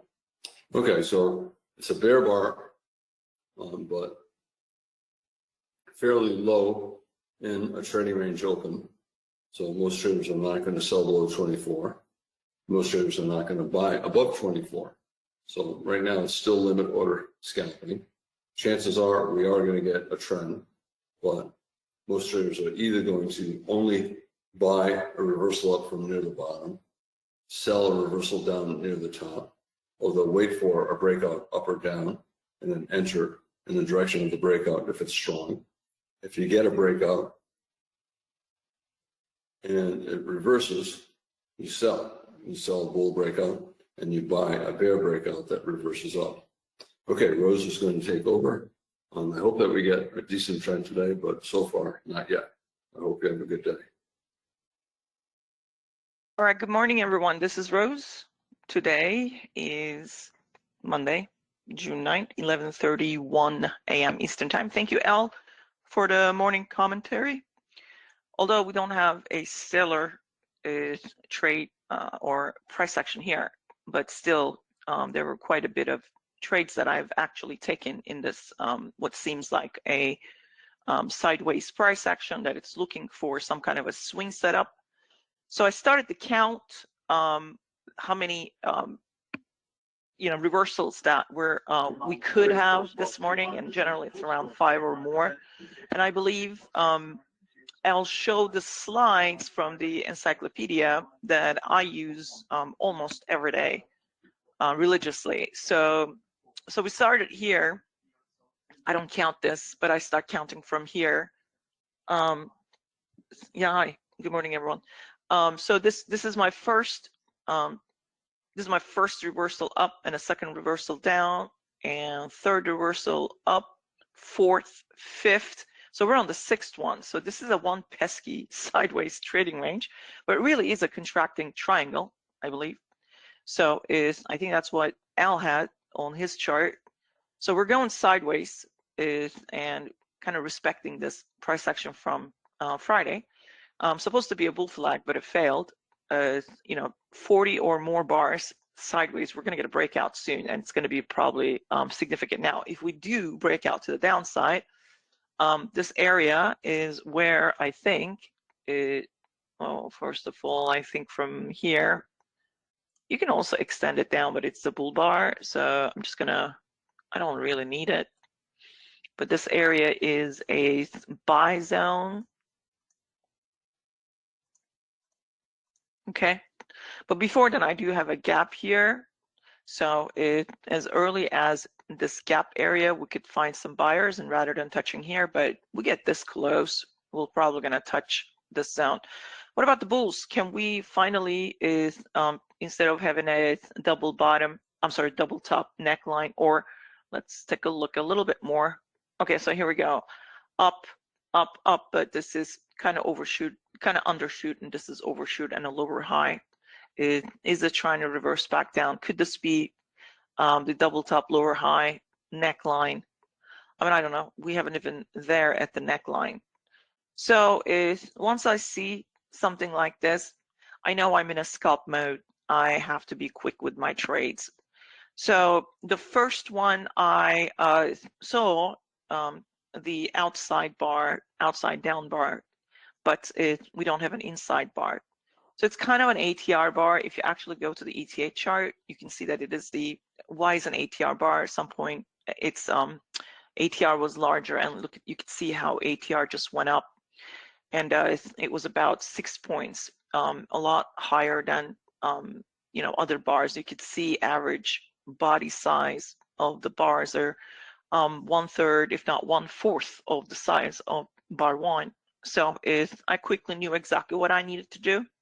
So I started to buy, since we are also at the support, the higher time frame moving average, it's going to act as support. I bought the close of the bar one, and then I said I'm going to take profit somewhere around the upper third or the midpoint. So I started to take profit around the midpoint, left the runner, took more, and then this bar closed. 3 bull bars. Some will start to buy below this bar, first sell signal bar. So you kind of measure, I first look for a 225, 2 points and a quarter. So that's 9 ticks. That's a bear body. So they kept selling. Others are looking for 525. We never got there, and suddenly we're closing bull bars. So I started, okay, this is a trading range. I can buy at the lower third, and we're not closing below the screen line. So this is good news. I'm going to buy, and I'm going to swing this first up to the close. I'm sorry, open of bar one, the ATR bar. And I'm going to take a profit, which is what I did. And I left the runner. I was going for this. I was going for that. We never got there. I literally had a 1 tick underneath this level. It was 1975. It hit and it didn't fill me. It filled everybody else. But apparently I was behind the line, and I was not very happy with that. So what do you think I did? And it started to quickly come down. First I bought here, which bounced. again, I'm not very happy with bar 14. And I do think that this is trying to come down because the bear sold underneath bar 5 trap, so they need to bring it back down. So once the bulls reach and then get trapped there, and the bulls are now, including myself, stuck there. So what I've done, I put a buy order at the midpoint, and I exit it right there. I already bought here, I bought here, so I'm in with now 1 contract, 2 contracts, 3 contracts, and bam, I'm already making money. But once I see bars are not closing above, we're never going to get back up there. I mean, we could, but not very quickly. So I exited out. In the meantime, another reason why I bought here, that's because bears were exploiting this situation. This is a pretty strong bull close. Not very strong. I take that back. It's not as strong, but it closed on its kind of midpoint. So one of the reasons why is I started buying there. I could have also bought there, but I just parked my buy order there. It doesn't matter. It's going to get above it. This was the target for bears. It's not all that strong. Now, if this bar 13 was actually closed like open like that and closed like the one big bar, bears would have already come down here. They would have closed below here. A bear body probably continued to come down, test these lows, and probably there, and then reverse back up. So other bulls are still buying. They're now looking for double bottom here. They're trying to get back to the neckline, micro double top, right? Other bears sold also there, got their 2R, so that was fantastic for them. And now bulls buying. This is decent, but remember, you're in a scalp mode, so your job is to get out until you start to see a good swing starts. So the target for bulls exploiting bar 24 is that red line right there. Okay, so that's where they're trying to go to. They're probably gonna tag it. So we're stuck in 10 to 14 points roughly, like a trading range scalp mode area. So you're gonna have to be quick. So you can see the bulls are really, they already scalp a little bit here. Their goal is to get there, but they want to actually close above it and start a swing up back to the side. Why? Because they got stuck there, right? They were holding into that. It was a 1 tick failure. It was insane. And bear sold twice. Now the bulls actually take out that it's open, a strong bear body. They're going to want to get back to their 2R target, maybe even 3R, maybe even 4R, if they can start the swing there. But right now, the target is this red line. I mean, look, you can trade these, you know, setups, but you're gonna have to be reasonable with your entries, is reasonable with your expectations until things start to set up. Could this be setting up to be swing long? Maybe, but if there's a bit of a gap here, bulls need to close. Right now, bulls haven't even taken out this double bottom neckline, higher low. Yeah, I mean, that's good, but we also need to close above this red line to keep going higher, okay?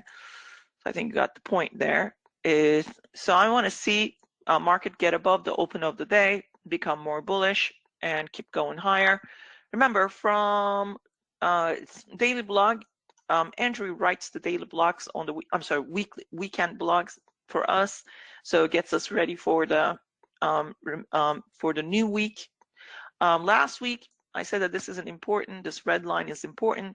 Bulls are trying to get above it, so I marked it. It was 6,002.50, and we reached that last week, and now we closed above it on Friday. So I said bulls probably want to continue to go higher. We reached that one barely, but we did reach it. But we didn't close a bull body above it. So Friday wasn't all that stellar day, but but it's still showing momentum, and bulls seem to want to get up to 34.25 area. If they can really gun it, we can start some kind of a swing. We can actually get up to 62.50. I don't know. These right here, this is a tight trading range. We're kind of testing. Look, this was a bull bar, right? Before market came down this strong, that bull bar, everybody bought above it. So this is our Jenny bar, right? Anybody who is familiar with that inside joke, We know why bulls are going there, because some institutions placed that to trap all these bulls buying above it so that they can sell it further down, and look how much it actually came down. So now those institutions reversing want to get back up to the high of this bar. So the target is actually yesterday's high. So that's Friday's high, right? And higher. I don't know if they're going to be able to get there. They could. That's what they want. But I have to say, Friday we actually reached there already. So can we now close above it and continue to go up? Maybe. But if we suddenly become bearish, okay, you have a leg up, pull back, leg up, pull back. I mean, this is a leg. Maybe we're done and we're going to have to come back all the way to this midpoint. But I need to see bears starting some, like showing us really good looking bear bodies on the 5-minute, 15-minute. On the weekly is we have a really nice close last week. So market wants to probably test last week's high. Last week's high is right here, okay?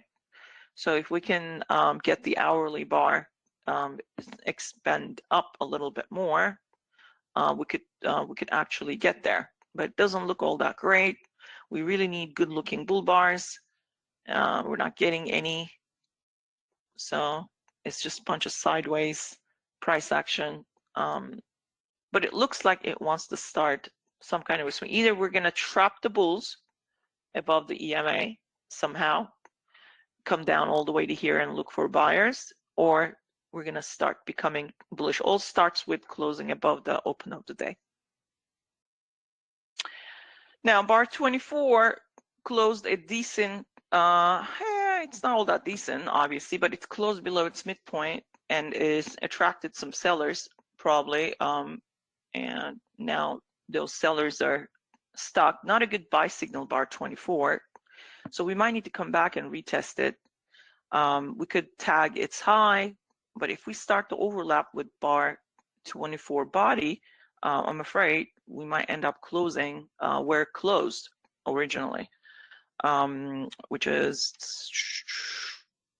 0725. Bears want to move underneath 0725, and bulls want to keep a gap open between the price and the high of bar 24, and they want to keep going higher. But we know some bears were still selling there, and they saw possibility of coming down further. So I don't know if those bears are going to try to break even anytime soon, bring the price back down. We're already having that gap between the 27 low and the 24 high. So if this is good enough and the bears are no longer here, we can keep go higher. The next target will be 1475.15 area for bulls, and higher, possibly even to 1725, maybe even higher. But is this good enough?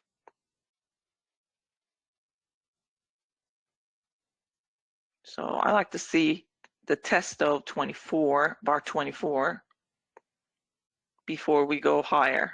But I'm worried by the time we get to the bar 24, we start to close bear bodies, we're going to end up testing 24 close. So there is that problem. Some bears already parked their sell orders is underneath bar 27, but it's not all that great of a bar. They're looking to get in, but bulls want another leg up here. So I think bulls got the upper hand here, but we still haven't really closed above the open of the day.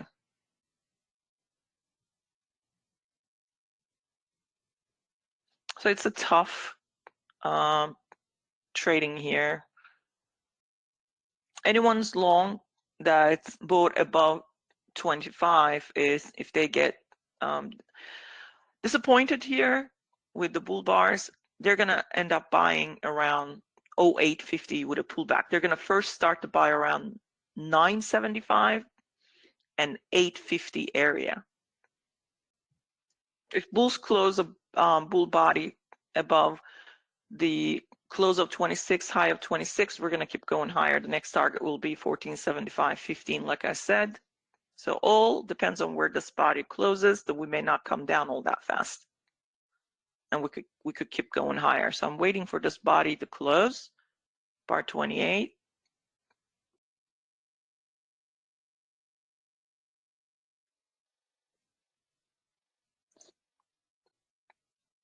Why do you think so?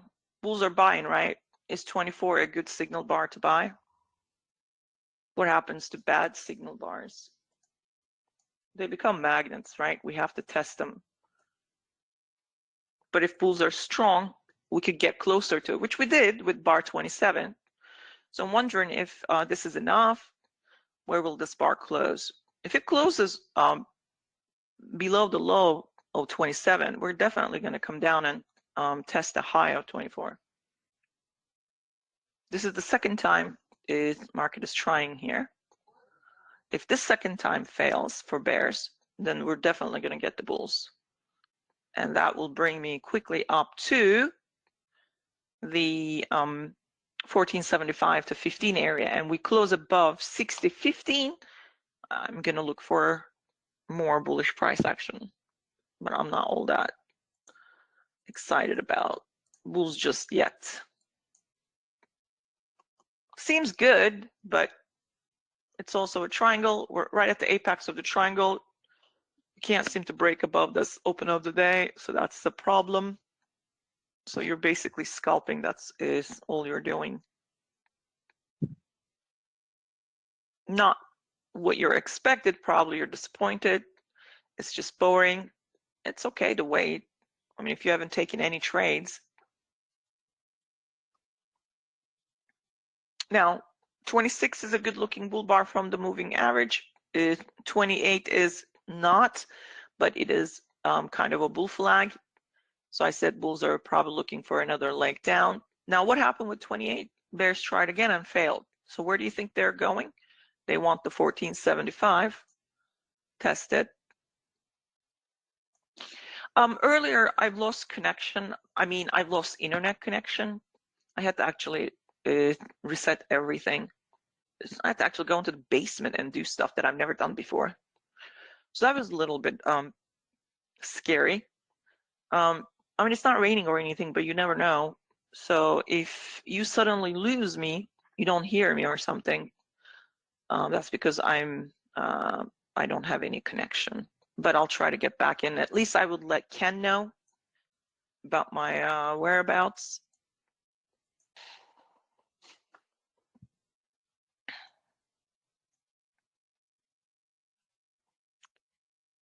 Bulls bought above 26, probably bought the pullback.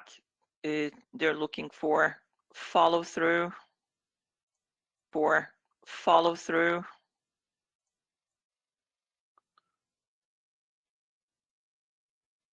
They reached their 1 hour target. If you measure, actually, yeah. So look at this one. They're trying to close above it so they can get to the 2R. Fantastic. Let's see if we can grab that. We just reached the 1475 to 15. Be better if the bulls can actually close above 60.15 and they would get the green light to go higher. But that's a 10 point. I believe it's 10 point. I don't know. Okay, so that's 9 point. 10 point is closer. So between here and here is target. So that green line seems like a good place. We could test.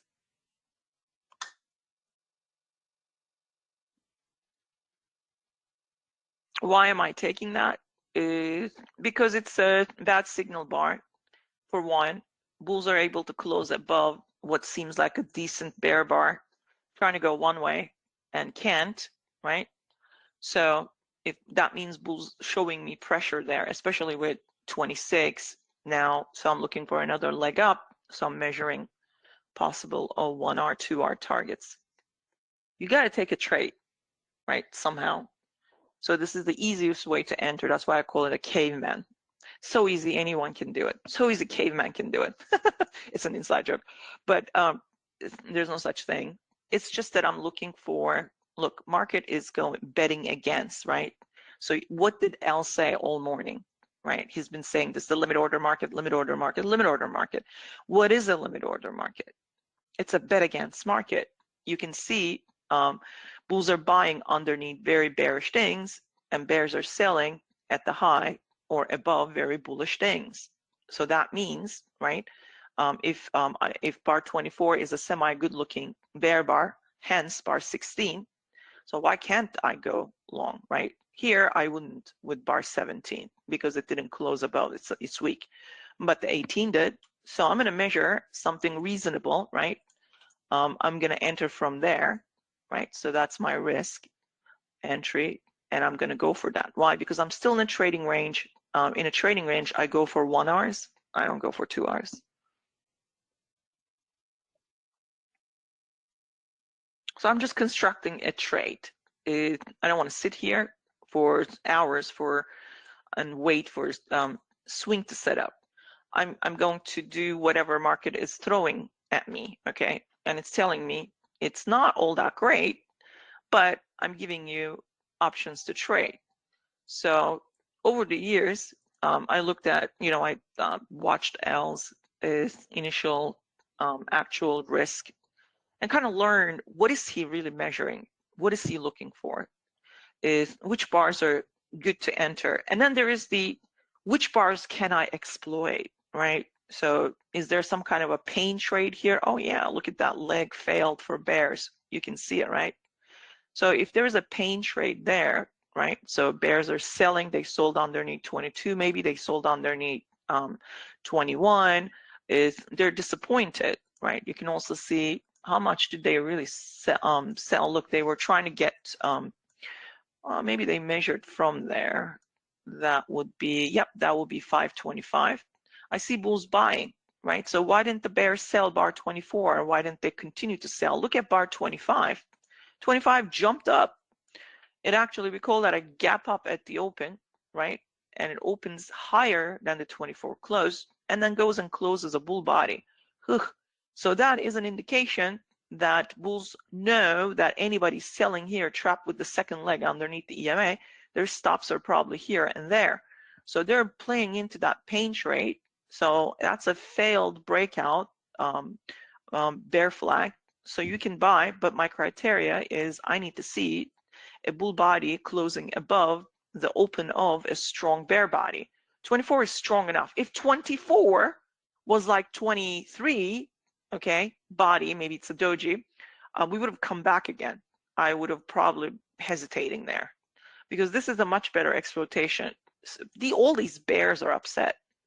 And so bulls are taking over, confirmation 2 bull bars. You can even buy the pullback and just go long and you should be able to get something out of this trade. Bulls,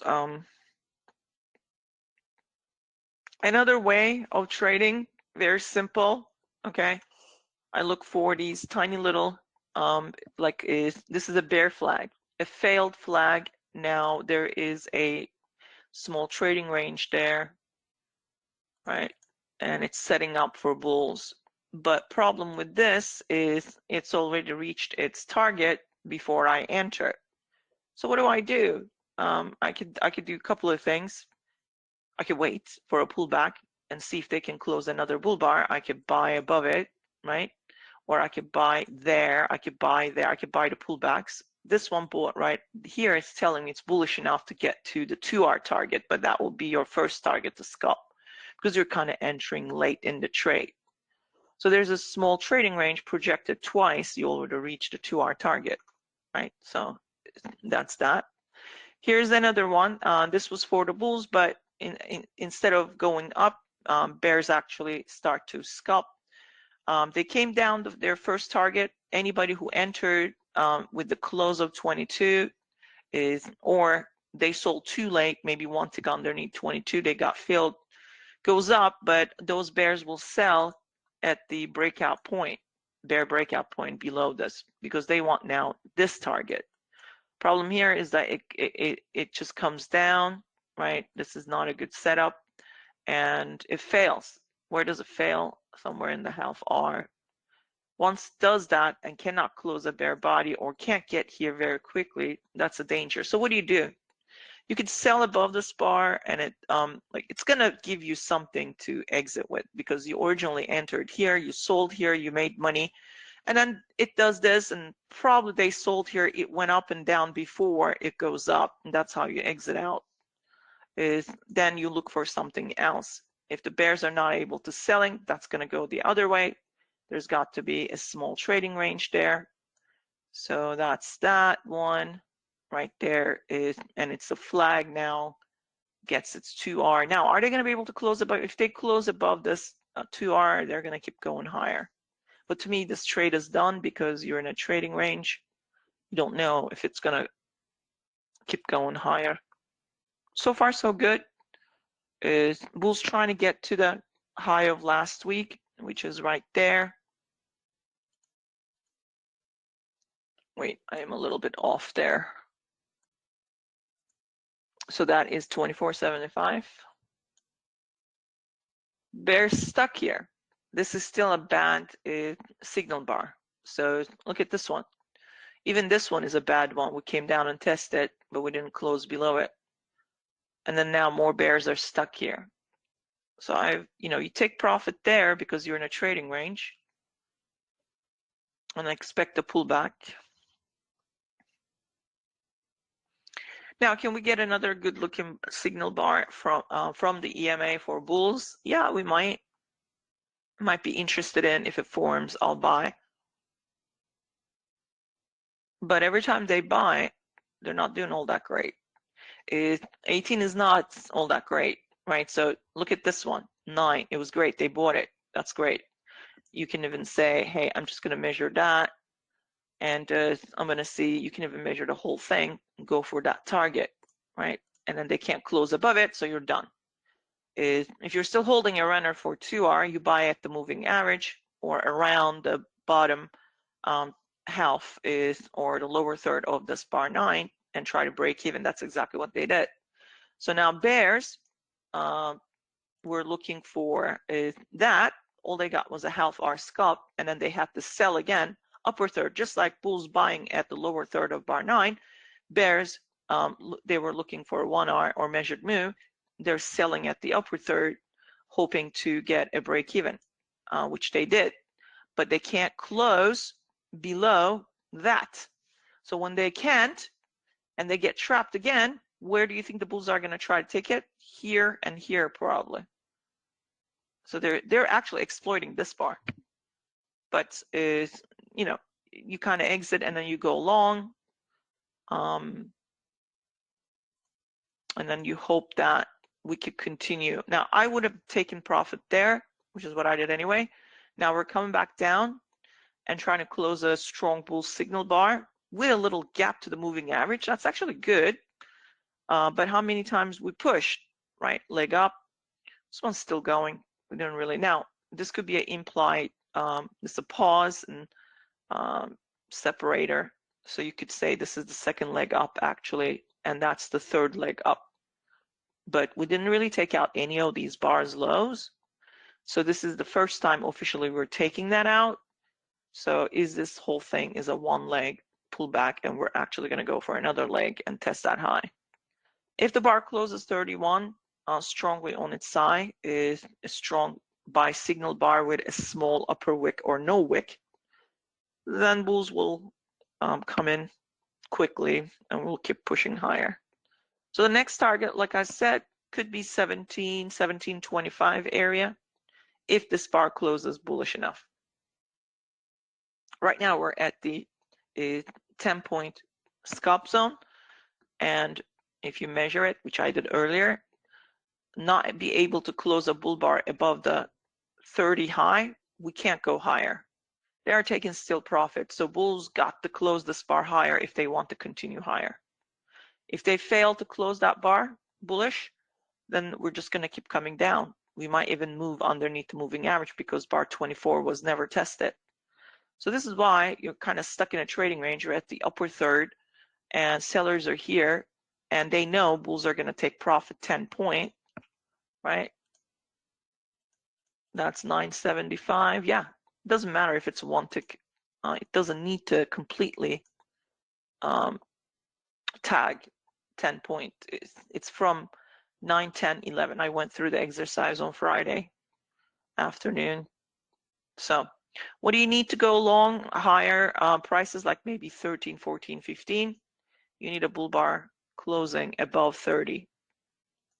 Then you can expect, this is why the bar closes are important. If you bought that bar, okay, while it was bullish, but it was in the middle of its longevity, right? It was still printing, plotting the bar. You bought too early. You don't have a confirmation here. You don't know what the bears are going to do. So what they're doing right now is the bulls are taking profit and bears know it. They're selling into the profit taking and scalping. See, bears couldn't close a bear body here, but still it's they'll see this as a first leg pause. They want a second leg down. So it's still not that good for bulls. But could this be a small pullback bull trend? Another one. We were in a small pullback bull trend. I don't know how great it was. I think it was decent. But then bears started to close bear body. So I'm thinking, well, that didn't work well. I don't like that once we start to get these gaps. But now we're back in the second hour, right? The second hour, 24, bar 24 starts. So you have a much better small pullback bull trend might be forming here. So all we need here is a bull body closing above 30 and 31 high. And if bulls give up, that's not going to be good, especially if they take out a strong bull bar 29 open with a bear body close. That's just going to be absolutely bad for bulls. So not all that great. And that's the second small leg I talked about that bears needed. Bulls still are in some kind of a profit taking, but there could be still buyers here. Where would be the buyers? Probably under 29, and they may not allow bears to close below 29 low, because this was a very strong, and bulls bought one tick above 29. And when those bulls buy it and they're disappointed, they wait for a small two-legged move down and they start to buy again. They go into the let's fix this mode. So that means is, where do they buy? They might have both the close or one tick above. They did all of that with bar 29. So they buy again here. Bar 31 brought us up there. Is this a break even? It probably was. And again, it went up with 32. The 32 hasn't really closed. If it closes bullish, then that's great, but it really needs to close above the close of 29 and possibly high. But if they can't, then bulls will take that as a, okay, so we pushed this with several legs up, and we fixed it with several times, and we're not able to hold the line. And now that we see bears actually closing below a strong bull body, they might be exiting out. So we could end up coming down and testing. We already did like a 610, 75, 10, 75. Further down, I don't know if we can get down to 0925. This leg is still coming down. So bulls need to close it above the open of 29 last minute, last second. They managed that. To me, that could still be a small pullback bull trend, but you do not want this bear bar close like this. Okay, that will weaken the bull case. Bear bar close like this. Okay, that will weaken the bull case.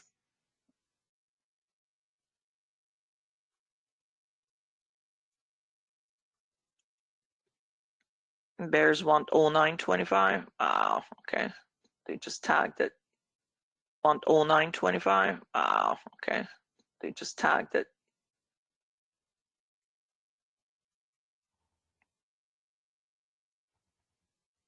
But those bears start to scalp. If you end up selling right here, you're going to be trapped because it's too late. If the bear body closes below 0925, we're going to extend down to 0750, 0750, 0775, and further down to 0650 area.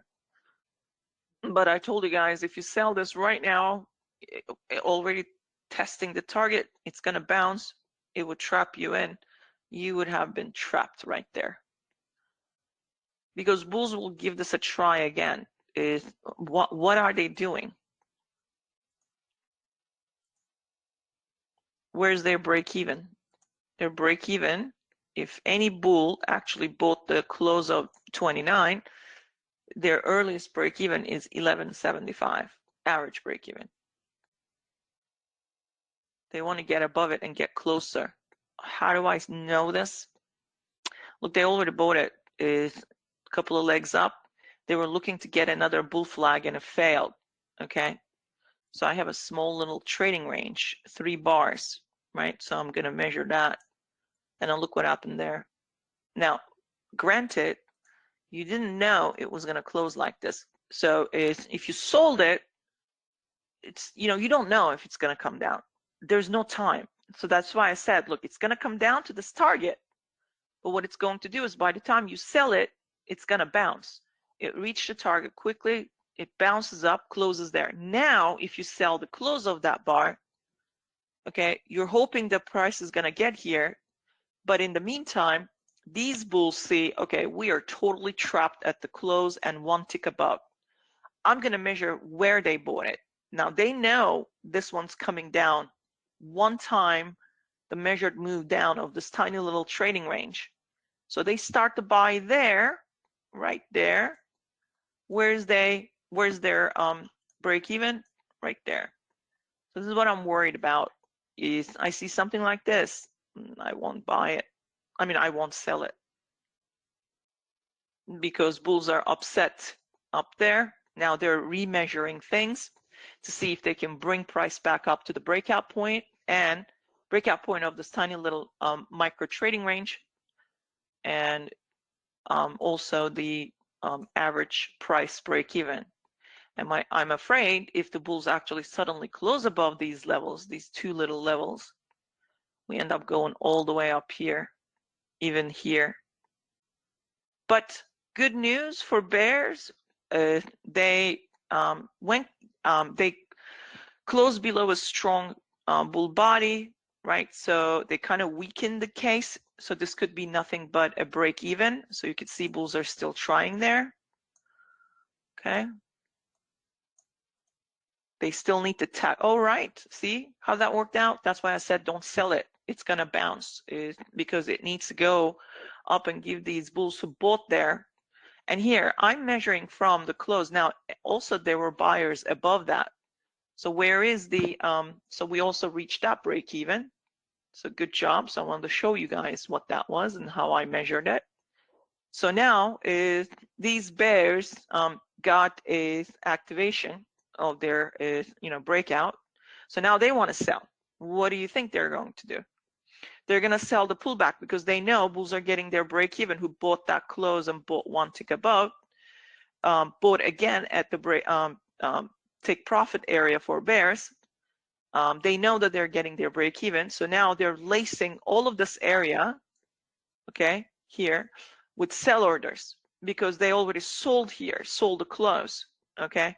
So now they're totally trapped. So they want to make some money. So I would not have sold this bar because bulls got an upper hand here.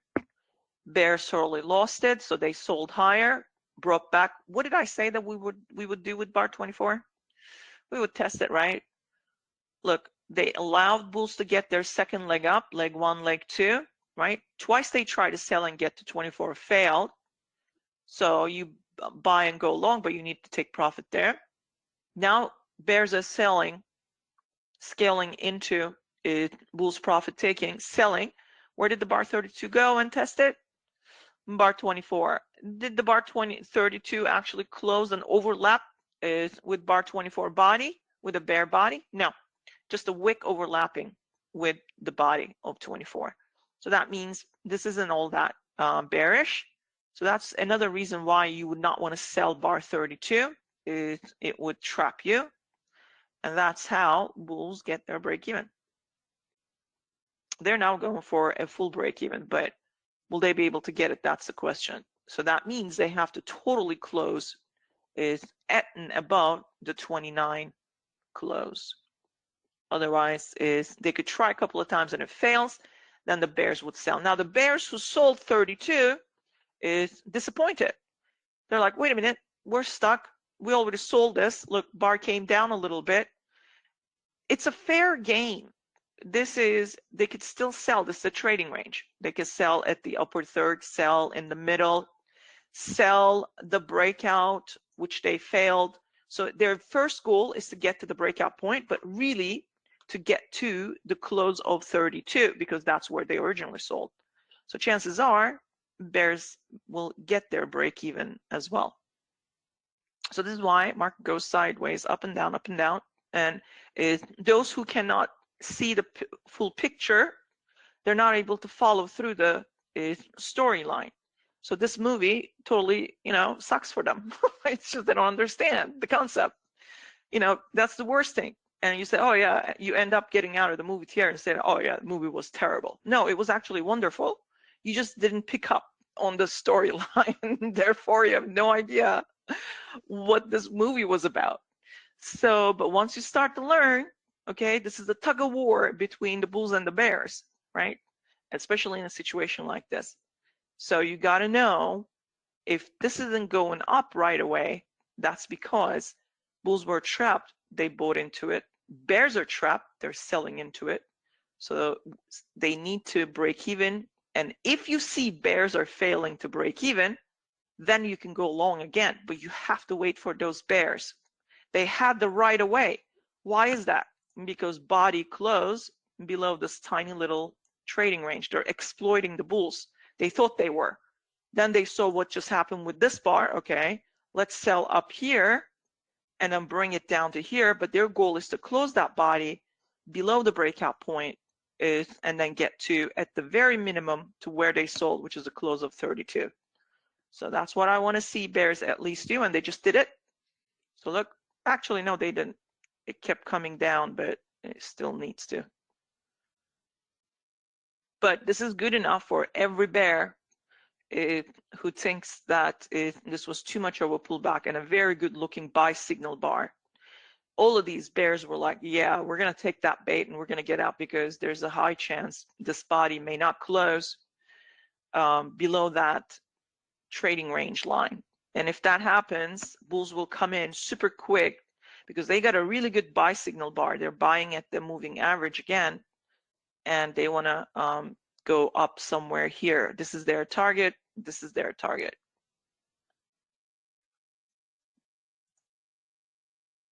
So you're waiting for bears to see that full picture and be able to say, yep, we've done the best we could do here, and we're not going to get that breakout bar to continue our work down to this level or that level again, or further down. So if that body fails, bulls will come in super fast, probably. But it's this is now, what is this now? This is a bear flag, or it's trying to become one. So what do you want this to do? You want bears to trap a good looking bull bar. Okay, we have one. We have a nice leg here, maybe didn't really close all that well. You got a bull bar, okay. Are they trapping? Yeah, but what do I need? I need bear bar to close below the open of that good looking bull bar for this to keep coming down. Therefore, it closes outside of this trading range. So that will be a confirmation then bears to take over again. But 42 seconds to go. That can end is any second, because bulls see a triangle bull flag. They want to test this high, mark a double top, and they want to test that high. So they're going to try to prevent bears from, those bears that think that they trap the bulls here, and instead trap them. So if you're a bear, you, break even and step aside and look for a clarity. See, jeez, Okay, so it's not good for the bears. They should have closed the bar 34, okay, on its low below the open of 33. So nothing clear here, but it's looking good for the bulls, a lot better than for the bears to me. But I still it's still a triangle. So what the bulls need now, what the bulls need now, they need to now seal the deal by closing above the bullish threshold line, which is right there, 1425, around above 1425, a bull close. They do that, they're going to seal the deal.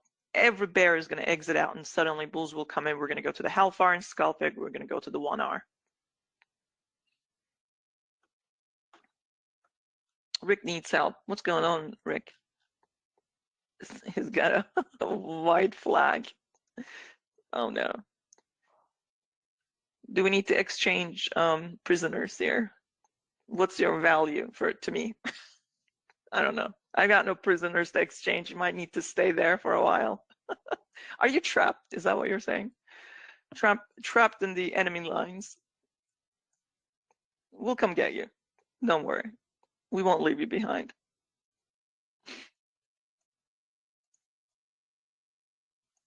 But you're gonna have to suffer a little bit. There you go. Check those bulls out. So if you bear, you exit it, and you instead bought. This is how you buy above is a weak bear bar, and look for a run up, at least to somewhere here. But what about, do we have the breakout though? How do you know price is going to go all the way up? Right now it's testing the top of the trading range. It may still fail. So anybody bought may be scalping a little, but they're looking for a bull body to close. That bull body closes, bulls will get their breakout. They're going to go for it. They're going to go for it. The target is 1625 to 1750 area. It would be better if 35 closes bullish. Bears still are trying to utilize the high of the small trading range to bring it back to at least to the 50% area to break even if they haven't gotten their break even. So I totally understand why they're doing that, why they would do that. They're stalling because bulls know they're not stupid. They don't have a solid breakout body. But they did buy 33. They bought with pullback to moving average.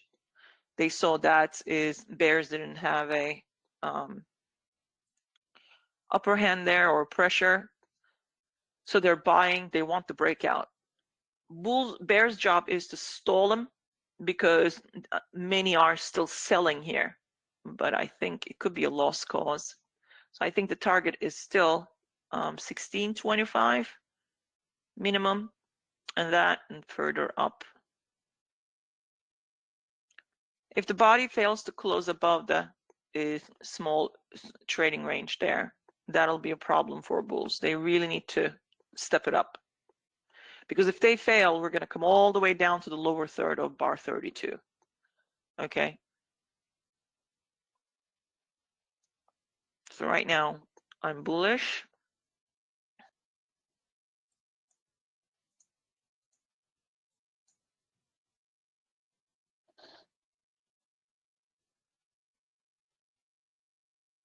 But okay, good. Bull bar closed. You can enter with the close, you can enter with the pullback, you can enter one tick above. First target, opening range, 15-minute bull breakout target is we left behind is 2050. Could go up to 2275 and come down from there, or it's just gonna keep going higher to 6025 and 25.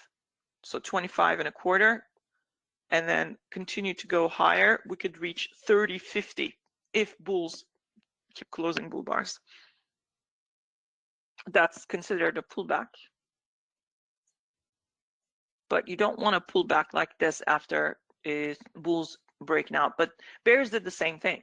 32 broke out, that small trading range, and then had to sell higher. Now 35 broke out. Now it needs to buy lower. Bears still not letting go, but bulls now have the right of way. So they're going to utilize the 50% area. Could utilize even lower, but they did close a bull body 35. So they know is that bears are still trying to break even, and bulls still have targets above. Now, how would the bulls lose this fight right here? Is, well, they have to break even first because they did buy. They've been buying. So if the bar 36 closes back down here, that's going to be a really big problem. But those bulls buy again, but this time they go into a break-even mode.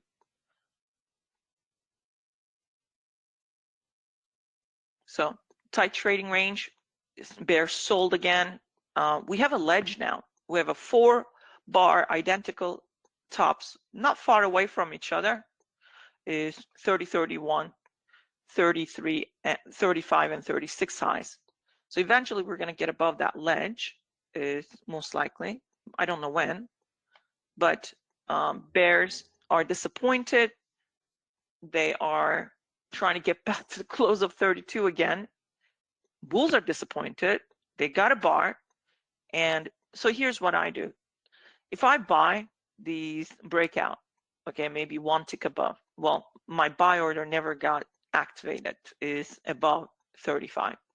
If I buy the pullback and I'm disappointed, I'm going to have to buy again to break even with that contract. So that's why the stop orders are a lot better entries than buying the close of a bar. Okay. Now limit order is always better because you're buying a pullback. As it bounces up, you're already making money. So now anybody who bought this bar 35, okay, because it's a breakout bar and it's a breakout with the body, so that's why they have the right of way, they're going to buy the pullback. Okay, they're going to buy at the 50%. They're going to buy lower, right, lower third of this small trading range. They gave bears a chance again to bring price down, but now these bulls need to break even. Others are above bar 35 waiting. They see is if their bar gets invalidated with a strong bear close, they might cancel it out. They would cancel it out is especially if they see the bear body closing back down here, then they would just cancel out that order. But right now bulls are buying still. See, is that body should not have closed like that. But bulls are stuck, so they are in some kind of a fix-it mode. They want to get back to the close of the bar they entered with, which is bar 35. Bulls trying to get to the close of 35. They bought it because it was a breakout bar. They're buying the pullback, but they're disappointed with bar 36 closing like that. So not only they need the break even, test the close of 35, but they also need a bull body to close there or higher so they can actually get back to their original target, which is I think it's either 16 or 16.15. I mean 16.25. Not easy, but if you can read what's happening, this is a bet against market. Like I said, breakout bars are trapping, okay, it's both sides. So it's turning into let's break even with this or have a dollar cost average. Now, what do the bulls need here? They need to start the stop order market. So this time they need to actually not only fix it and close bull bars above the close of 35 and even higher, then they will get to their higher targets fast. So this is a break even 60.15. That was one of those bulls I did actually bought it. I had a buy order above it. So disappointed but pullback's a pullback. So I bought the pullback again, and I have a break even now at where I bought with market order at the close of 35. Now I'm running this up. They got the half R. That's good for the bulls. They also went above the ledge. That's good for the bulls. But they need to keep going because they have done something here. They had a really nice, good-looking bull bar there. Is 35. Finally, they're making money here, right? But it's just hellfire. It's just a scalp. So they need to do a lot better. Some point I need to take a break because Albert's. Hold on, guys. I just want to see if I can add to this. I need to take a break for lunch. It won't be too long, probably just half hour. I think as soon as I'm wrapping this trade up, I need to go eat something and then I'll be back. Yes, bar 32 is your mother bar. Is definitely. I don't expect measured move targets. I use different targets for that setup. So second breakout bar is 37, looking good for the bulls. So I like to see bulls do a little better here, get to that first 1R, at least get to that one. And if they're gonna give up there, I'd understand, okay? But maybe we can actually get to that target and then come down. So far so good for bulls, but they just need to get a follow through bar here and then close above that green line. If they can manage to do that, they're gonna go a lot higher.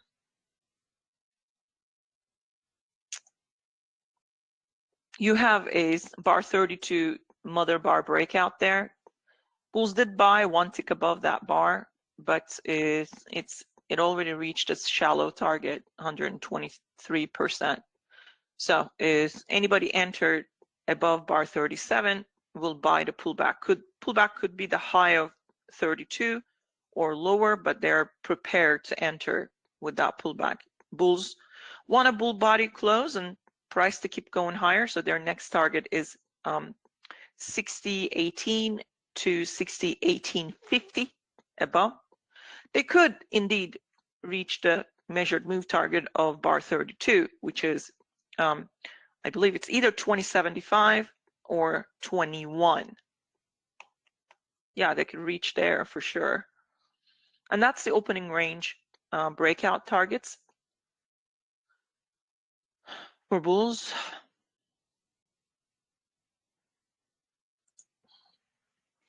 Well, there you have it. Okay, I'm gonna get rid of it. You know how to measure it.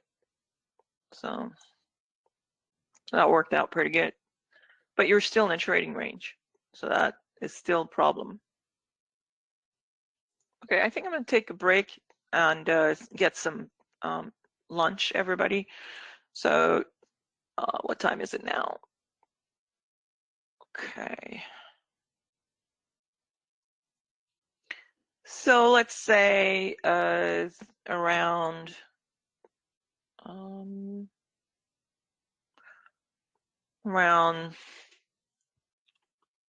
it might be 110, but we'll see. Okay, if I can get the lunch situation, but all right. So you guys have lunch too. Nourish your bodies. Don't starve. Get up and walk. It's trying to become bullish now. Is market. It could keep going higher. All right. So you have the 2R target. You know how to measure it. You can also go with this right here. So that is your next target right there. But too many bars though. 1, 2, 3. Okay, not too many though. The third bar actually. So we're probably gonna tag that is, and we could even go to the 2R. So market is trying to get up to these levels. We could become bullish. 34.25 targets. If we can become a lot more bullish, then today, I don't know if we would go up 40 points, but we might. In fact, we could, if we can start closing bull bars above that range high or the neckline, double bottom, right? Neckline, we already broke, but we're still in this trading range. We take out that trading range high. That's the half R, and then we could even reach there only if we become bullish. All right, so I am gonna be taking lunch break, and I'll see you guys soon. All right, everybody. All right.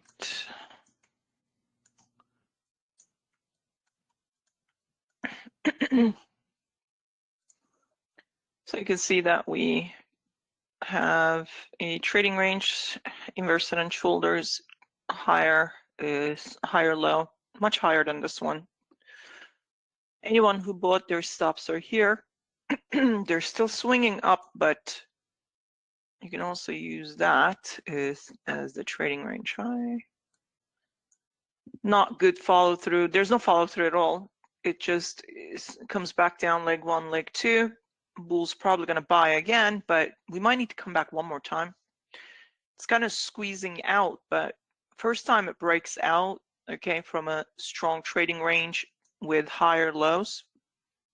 And this is a squeeze. And if you buy the first breakout, well, you bought down here.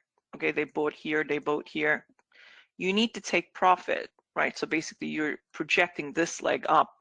You had targets, you needed to take some profit. If you have taken that profit, and then if you're still holding, you're gonna have to buy this pullback.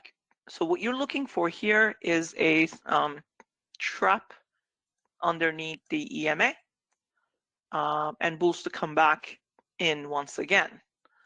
So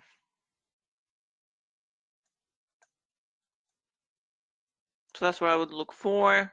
We've tested the high of last week. A breakout pullback is bulls are buying again. The actual breakout, I want to see if we can actually trap these bears here.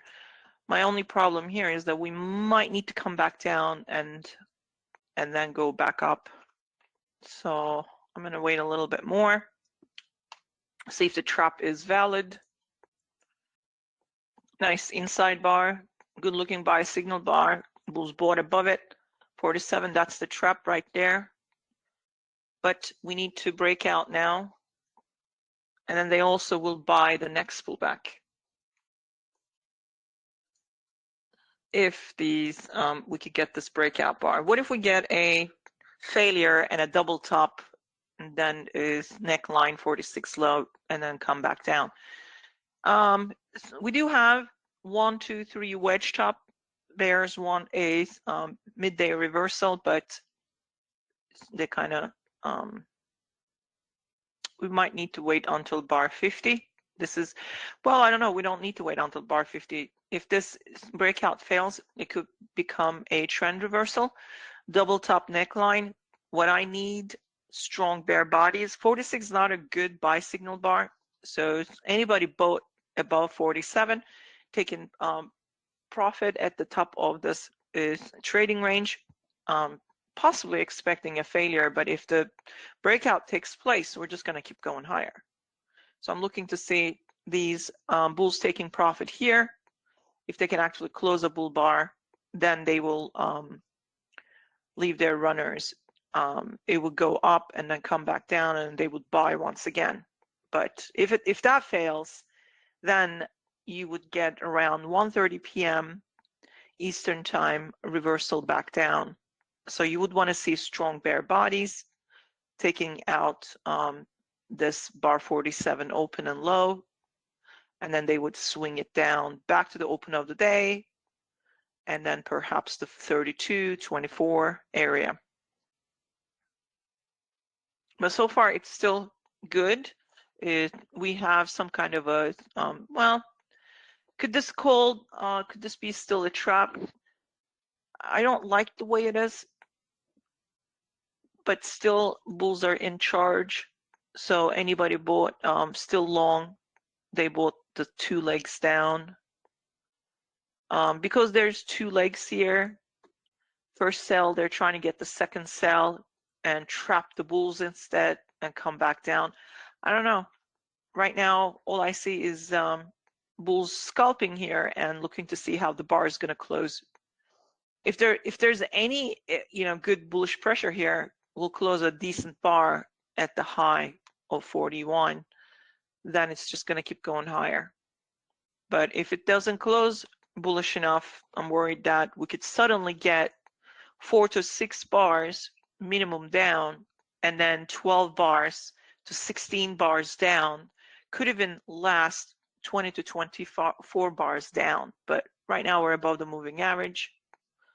We're in a trading range, small trading range. So I want to see bulls actually stop taking profit and close this bar as high as possible and continue the breakout upwards. Problem here is that we don't have a decent breakout. Look, if you take this as your entire trading range, where is the bull body closing above Friday bar 4 high, right? So there's no bull close.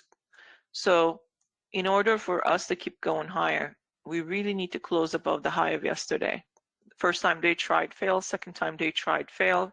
But bears also don't have 3 bear bars, and we have closed the bull body above these bear bodies. So I don't know how bearish this is either. So I don't want to sell anything. Bar 48 is not a good sell signal bar. You're either long or flat at this point.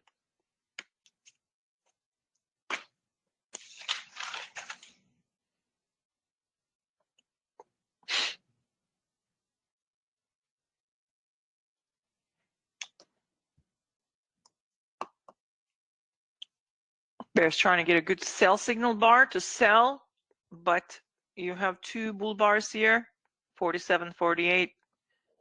Some bulls are buying from underneath 48 because they were still buying, and they bought here, break even, let these bear leg, second leg come down. They bought again. They bought above the 47. They're buying again. They want to continue up, but they need a good bull body close above the high of yesterday. Too many times it's tested. If it fails now, right? It's bar 49, 40, 50.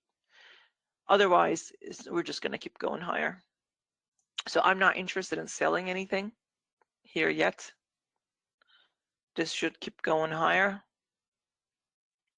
If the bears start closing below 48, and especially if they close a body 46 close, below the 46 close, oh yeah, they can sell. And then my first target would be 15 and a quarter, and then further down 60, 12. So 60, 15 and a quarter, and 60, 12 for bears, but only only if we start to close below 48 bear bodies, and then confirmation would be close below the 46 close. Otherwise, I'm not interested selling yet. So Paraguay, I think they're hacking Paraguay president's Bitcoin account. So they're reporting that they found an irregular activity in his Bitcoin account now. So basically he's hacked. They're just saying it in a creative way, not to panic people. They probably had their entire country buying Bitcoin. Bears need to show me some decisiveness here. Otherwise, I'm not selling anything. Some bears will start to sell below 49. Better if they can get a second bear bar here, but 46 is not a good buy signal bar. 47 is. 48 is not a good sell signal bar. So I don't want to sell anything here thinking that this is going to start swinging down. Not yet. Bulls are still buying. They see a sideways market or some kind of a flag, so they want to keep closing bull bodies, and because they bought here, they scalped there, they're not seeing a good looking, consecutive bear bars. So I don't want to exit out. I want to see if we can get up higher. If bears show me some pressure, then I will exit and sell. We need a bull close above 60.25. If bulls manage to close, we're probably going to go up to 28.25, maybe even further up. But without closing any bull bar, bears also want to bring it down to the 46 close and get a breakout from there. Bulls want to get the breakout so they can test the 30-50 area.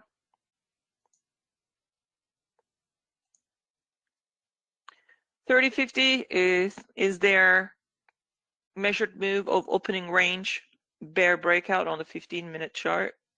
The very first 15-minute bar of the US session, projected up 60.30 and a half would be their target. Only if they get not only 5-minute bars closing bullish, but also the 15-minute bar closing bullish. So 15-minute bar has only 3 minutes left.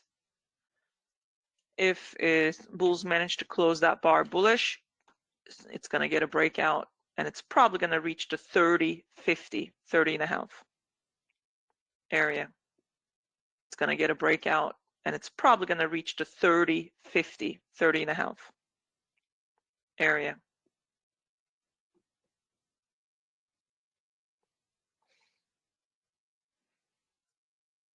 I also have a target 60.36. We might even get there. Well, we'll see. A bar like 51 should get follow through, but you're still in a trading range. So it's pulling back. Probably is going to look for buyers around the open, midpoint, lower. So anyone's disappointed, already bought one tick above 51, will want to buy again within the range of 51.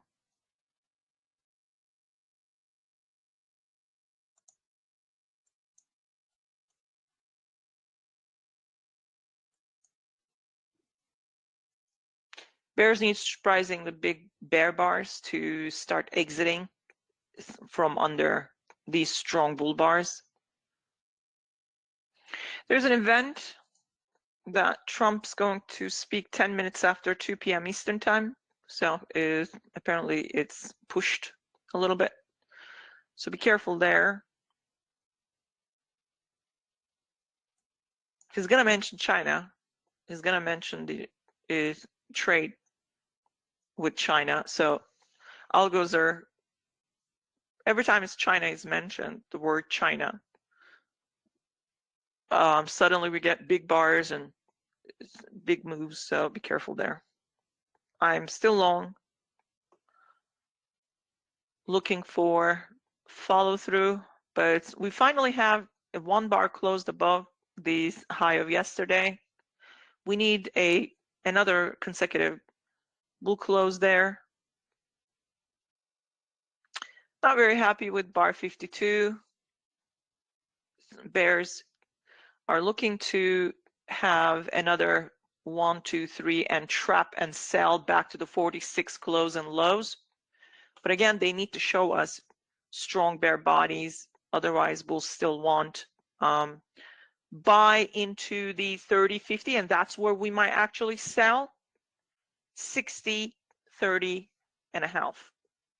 We might need to get there and then sell. Could this be a trap suddenly a bull trap, I don't know. It could. Only if we start to close bear bodies. We go up and then just flip the bar down and suddenly you have this upper wick. But we're so close to the measured move target of the opening range breakout. We squeeze the bears out, so bulls want some kind of target. That's 30-50 area. So I'm holding into that.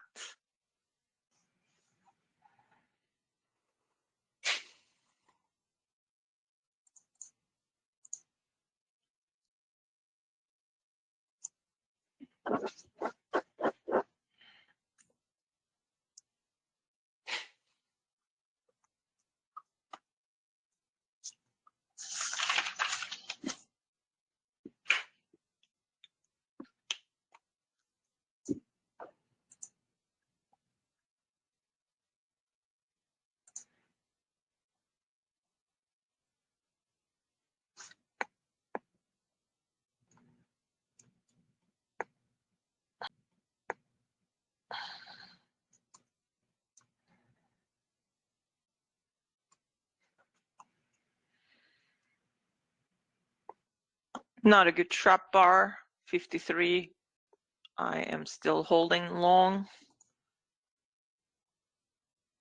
Target is the same. We already have 3 legs here, leg 1, pullback, leg 2, possible pullback, leg 3, or leg 2 complete because we didn't go underneath any of these bars. So then we are in the making of leg 3 here. Bulls want a test of 29.25, 30.5, maybe 29.5 and 30.5. Yep. So right around the 29.5 and a 30.5 area is what they want to test. Not very happy with bar 54. Some bears will sell the close of that bar, sell underneath, but I'm sure bulls will buy again, and we could find buyers around 23.25 or 22.25. They will enter again.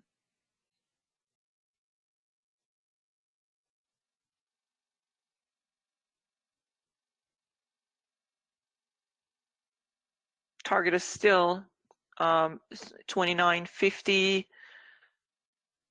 and 30.50 area above. We'll try to keep market above the high of yesterday, but they got to do better than this. This is not all that great of a breakout. So they have to close 55 on its high. Yeah, above the 54 open if they want to go higher. What if we fail? What if we can't go higher and suddenly we start a pullback? Then the bulls will be stuck, so they're going to have to buy the pullback. The deeper pullback, 22.25, further down to possibly like 20.25 area, but they will then go into a fixed mode. So far, this is still bullish.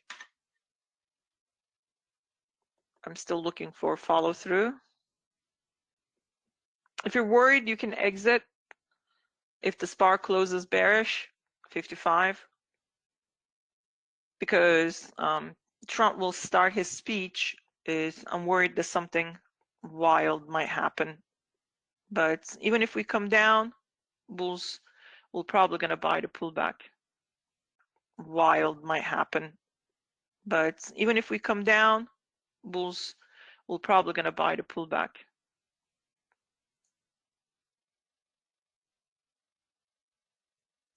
Some kind of a event. Exit if you're worried, but buyers probably around is 2025. If it does come down further, they'll buy again around the moving average just to fix it though. Bears want a second bear bar because they see failure of a failure is a swing short. So they need 2 consecutive bear bars, at least 54 and 55. But we're probably going to come back and test the 55 high. We could buy around 22 and a quarter. Bulls are not happy. They will be trapped. So they will start to buy around the 50% of this trading range, which is 22 and a quarter. All right, 2 consecutive bear bars. Some bears will sell now underneath 55, but other bulls are at 22 and a quarter and lower. So they're going to want to get back up to the 25, I'm sorry, not 55 and 54 area, and then break even. So we're coming down to the 22 and a quarter. Just going to see if there are any buyers there or here. They found buyers early around 23 and a quarter, which is the 33% pullback of small trading range that we broke out of with bar 53. So they're buying the pullback and they're trying to get back. I don't know if they can get back to the 2650, which is the close of bar 53. They might, I don't know. I ended up buying at the 23.25. I was going to buy 22 and a quarter. I still have a buy order there. I had a break even, but it didn't fill me, so I just left it there. I wanted to originally get it around 22 and a quarter and a little bit lower.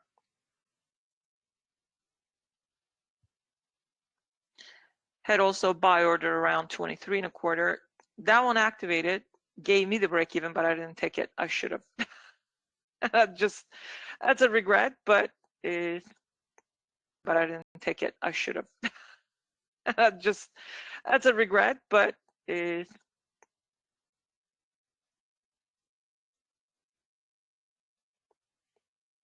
bulls are not very happy,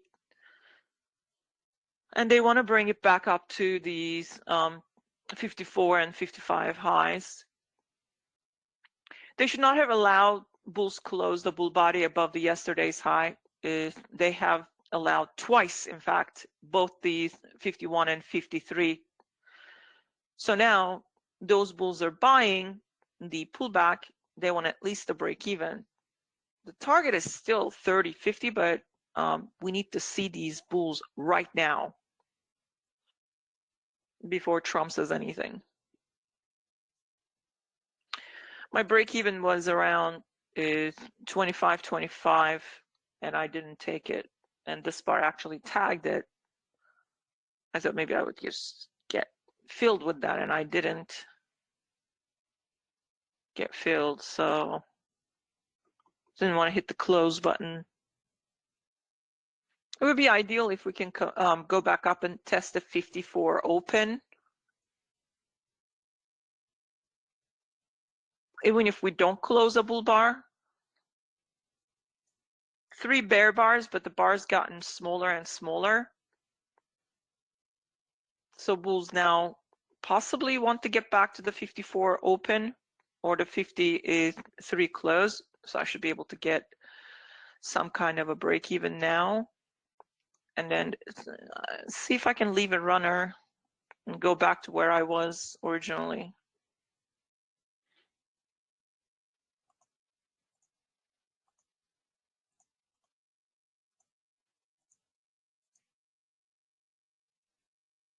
Back to where I was break even, 25.25.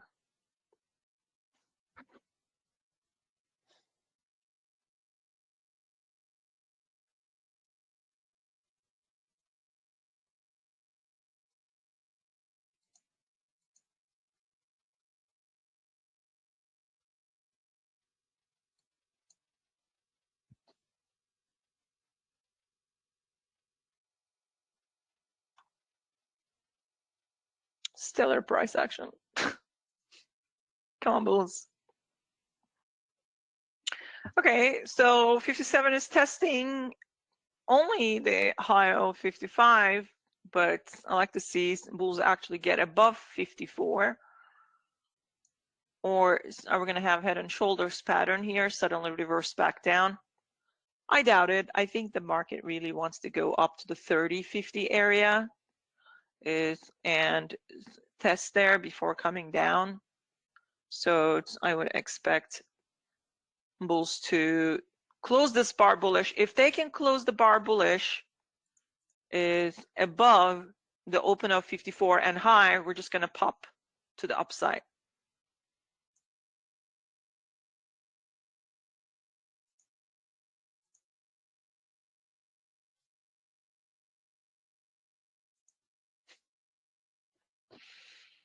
I think Richard invited a spammer.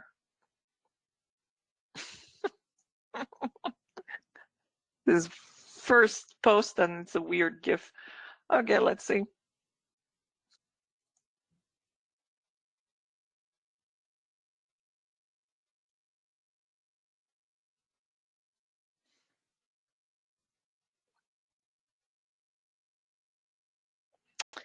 Let's go. What's the holdup? Come on, bulls. You could do it. Bulls want to test the 53 high and get a pop and go up. Bulls see a pullback here with 56 and 57. They're looking for, well, it is a 3 push up, 1, 2, 3. They need to squeeze out and project this to upside here somewhere, which is 30 and a half. Now we don't need to stop at 30 and a half. We could continue to go up to 35 and a half. I'm more interested in a 30 and a half is 30.75 area above.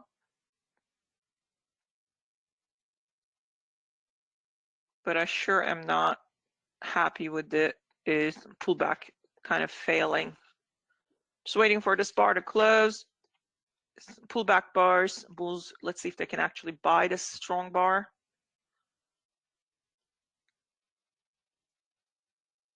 And finally pop to the upside. Bears want to get the second entry short because we made a new high here. First sell, pull back again. They're trying to sell.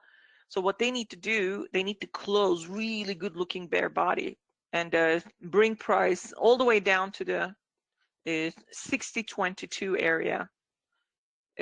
Then they would continue to come down. What they want to reverse it all the way to the close of 46 and open of 47. There's an unfinished auction there, and they want to go beyond that.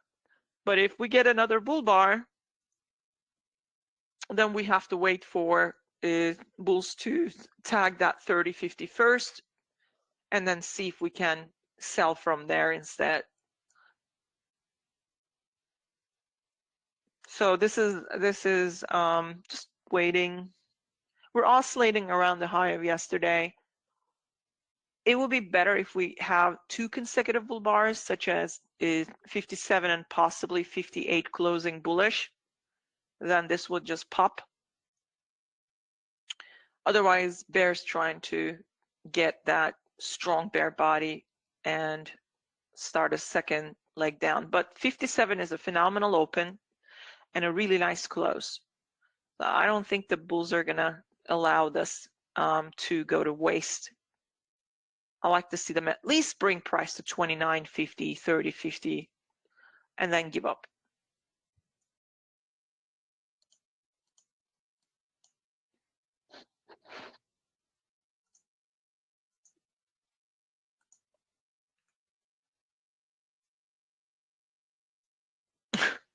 You are probably doing something correct. Yes. But sure is, bulls are dragging their feet here.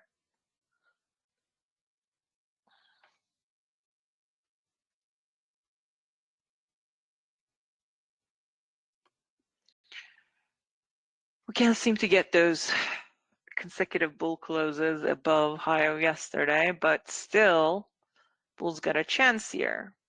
So 30.50 is still what I want. Eventually, we're going to come back to the 13 high. We're going to pull back there.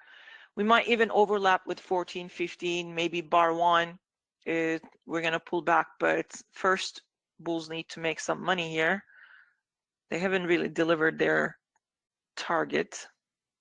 They haven't really delivered their target.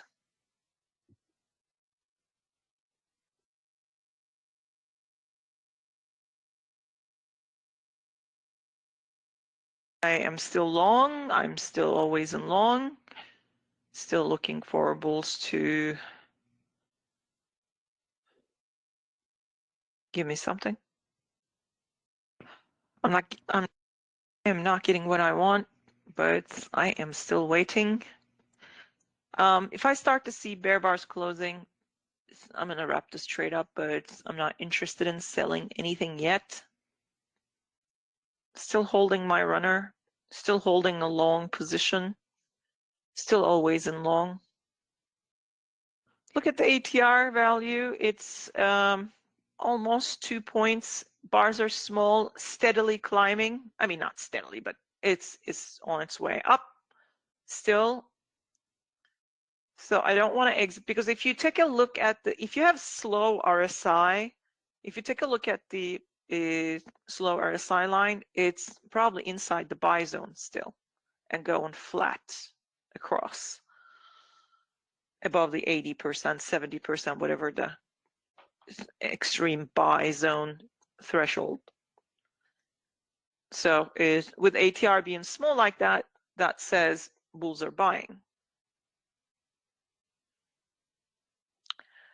If it's my personal account, I definitely accumulate around 10 to 15 contracts, but I don't go any more than that. And I'm always leaving a 5, and I'm scalping with the 10 and 5. But if it's a different broker, prop firm or anything, I try to go with their rule and try to keep it minimum as possible. I don't build big positions with large contract sizes. Right now I am holding only 2 contracts. So how is that in 10 and 15? Well, I'm trading my own account, but I've already scalped a lot. So I'm just holding something, just want to see if I could get that 10.50 and higher. I am holding. I said I'm long, but I don't like the way it's just so weak.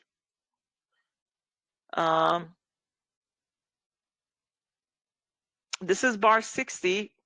We could get a reversal here, so be careful. Bulls need to, we have a double top here with 53 high.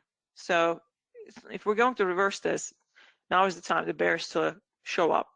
But I'm not interested. I'm still holding this long. I want a little bit more from bulls, even if it's only to get me to 29.50, 30.50 area. But if this is going to be a wedge top and double top and reversal, they have to start showing me some bear bodies. Otherwise, I'm looking for breakout. What if we get a bear close here? Could that be the reversal down?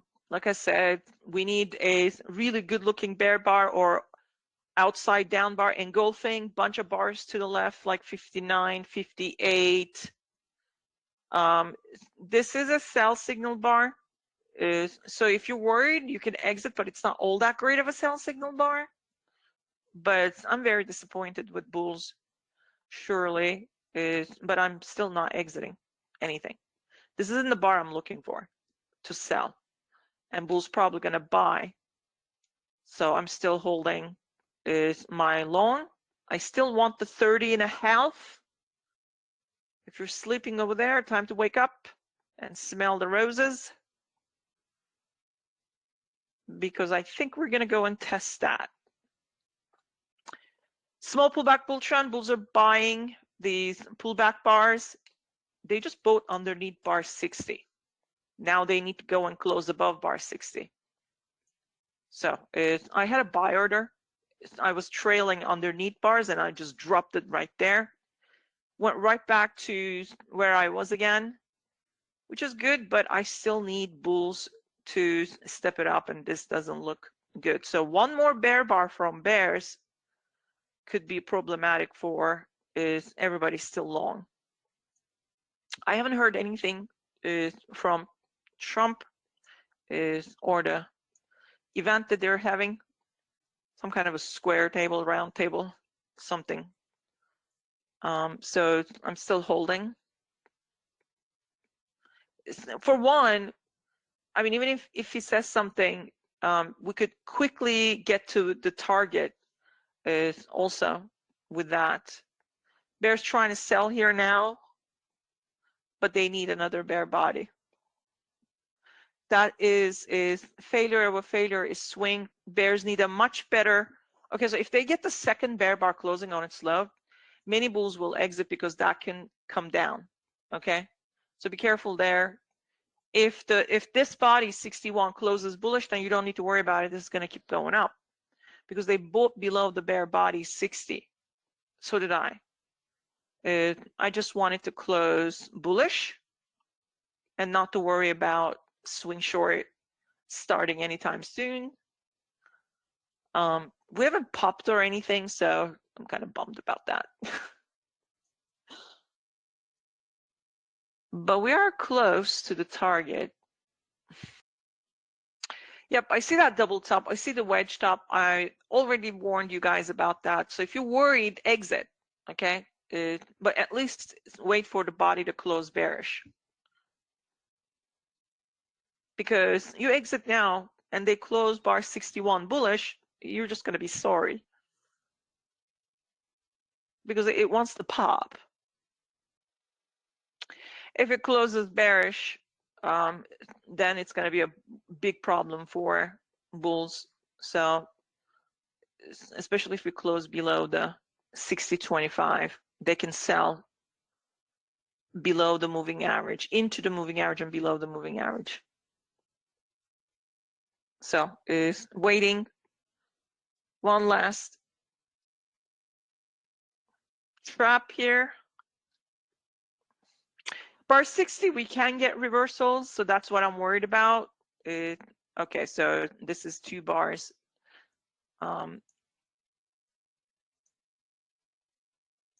Bears want to bring price down to 22.25. Bulls want to buy down here because it's a small pullback bull trend.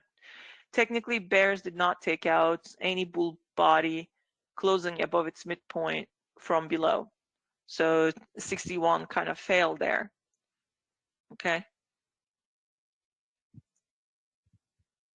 But this is a failure of a failure is swing. They want to bring price down to 23.50 and then 22.25.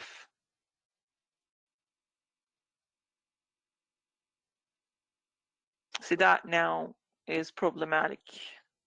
What about the bulls?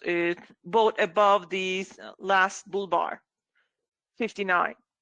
They're going to buy. They're probably going to buy at the moving average and try to break even. I didn't exit because my stop is far away. Not interested exiting just yet. But if you're worried, exit. Or wait for the third bear bar. Then you could say sideways and down. But the bulls are stuck above 59, so they want to break even. Okay, so it is trying to reverse now down to 56 low and then probably 49. It's trying to come down to the 46 close, but bulls are stuck still up there, so they're going to try to now break even. They're going to try to get back to the 59 open.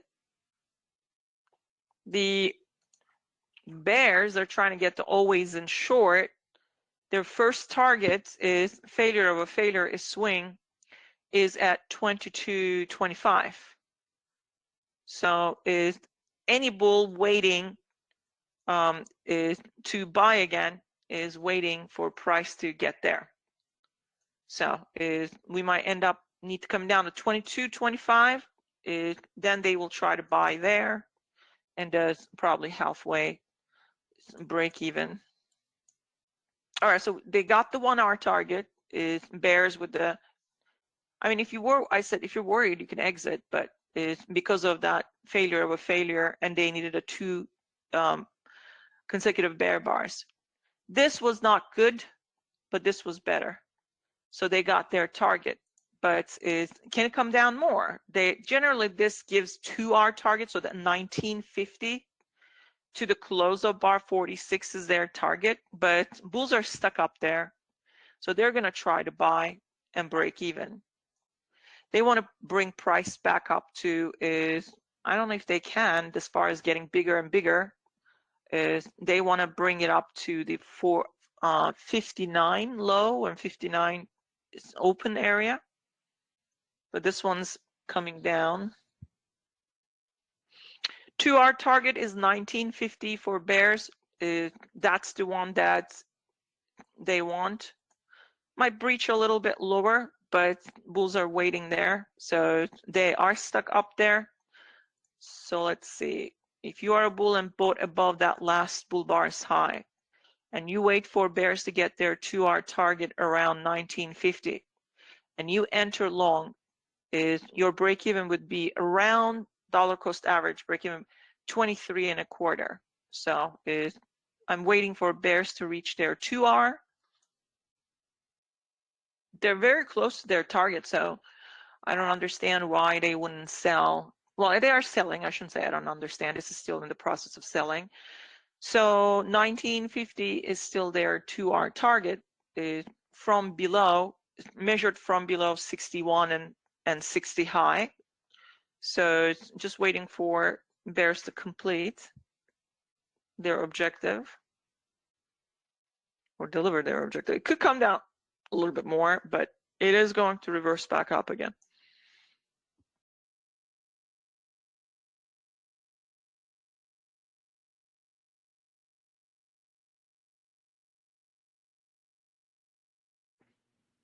Bar 62 is an ATR bar, so sometimes you don't get the breakout quickly. You end up getting a reversal to its midpoint, but we're so close to the 2 hour target for bears. So I think I would just wait until the bears get their target. 1950 is still their target. Could come down a little bit more to like 1875, 1850 area and then bounce. All right, this one's coming down. All right. All right, so now that the bears reached, they might actually buy. Sellers starting around 23.25 and higher, or maybe here is 22 to 23.25 is where sellers are, or higher around 24.50. Bulls bought into the 2 hour target, which was 19.50. I said it would come down a little bit more, maybe 18.50, 18.75. So now if we can go up to 23.25, I think we're going to get the first sellers there if we can go up there. 23.75 is 5 points from below 63. I don't know if we're going to be able to get there, but we might. Or we're just going to come down with another leg.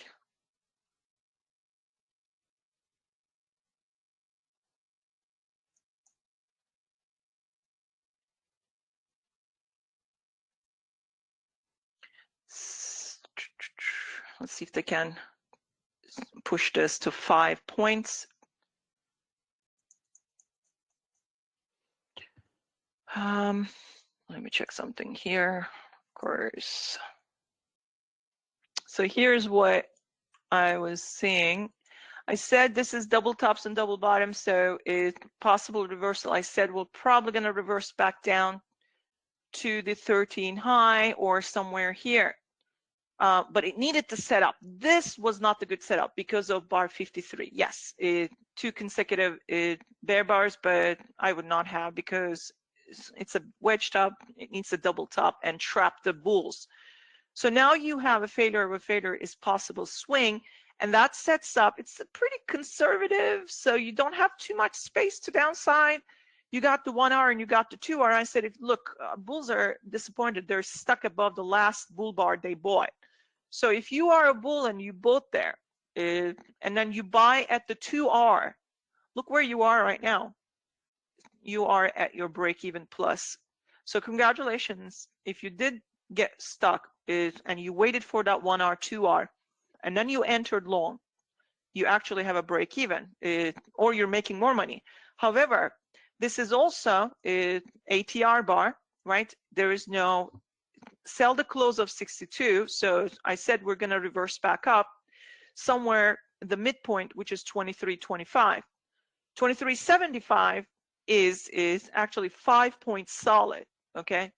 But there are sellers here unless bulls close a strong bull body above the midpoint and the 63%, I'm sorry, 66%, or the 79%, which is threshold. They start to close bull bodies. We're going to get a breakout from the open of 62. So it'll be a rejection, but I doubt it. I think the bears already sold underneath 62. They're stuck. So they're going to utilize the upper third starting from the midpoint to upper third as a sell zone, and they're going to want to break even. But if you were stuck, I actually finally exited as this bar was coming down. And I put a bunch of orders, buy orders there. That's fine. I'm probably gonna make my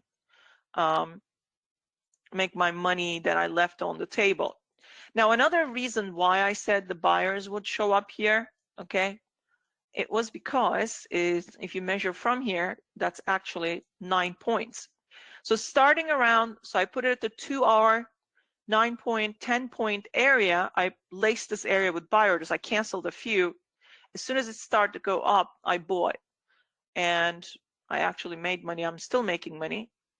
I'm looking to see if the bulls can actually close above that green line. So if no seller is here, I don't need to worry about anything. But if bull bar cannot close above the green line, I'm gonna take my profit with whatever the contract.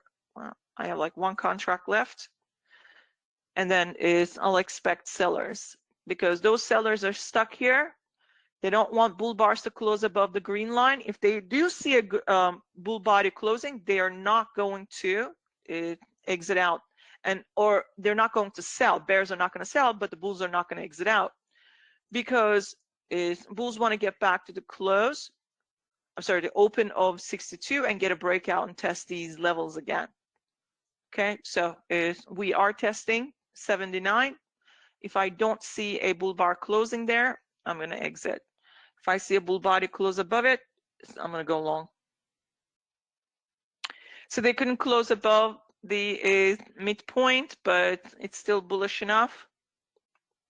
So I didn't really exit, but you are more than welcome to take your break-even plus target, and then because it can still come down. Bears want to come down to the 62 close. Bulls want to close this body again, one more time bullish and target this area. But I'm worried about the bears generally. These kind of setups, I like to sell the pullbacks. I don't like to buy into them. The reason being is that you don't know if it's going to go any higher.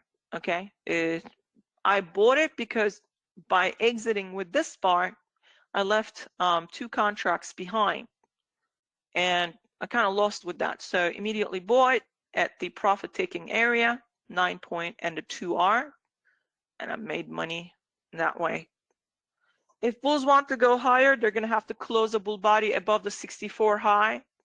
Then they're going to go for not only the 100% level, but they're also going to target is 60.27, 60.27 and 3/4, somewhere there. Yeah. But only if they can close above 79% or high of 64. Abbas, it's in the course. It's not labeled as failure of a failure swing. Ali Afshari talks about it is in his presentations from Orlando event. But it's really it's basically several reversals in some kind of a trading range that starts a swing. Okay, so look, we're going up. Here's a reversal. Here's a reversal. Here's a reversal. We actually came down and took out the 48 low. Here's a reversal. It's 1, 2, 3, 4, 5, 6, 5 or more reversals. Double tops, double bottoms, several, like 2 sets of double tops and double bottoms. So that means bulls are trying twice and failing. Bears are trying twice and failing. Eventually, you get a swing. So my criteria is 2 consecutive bear bars, and I'd like to see the high where I'm going to put my stop should not be with a bull body. It should be with a bear body. So 69 and 7. So I'm sorry, 60 and 61 fits the criteria. So I said you got a 1R and 2R target. You can sell. Again, the second criteria is to not to sell the close of 61, which is the consecutive bear bar, consecutive close, but you sell with a stop order 1 tick under. They're everywhere. And opposite is true for bulls. So, for example, you have double top, double bottom, double bottom, double top. You have one right there. But problem here is that these are inside bars, right?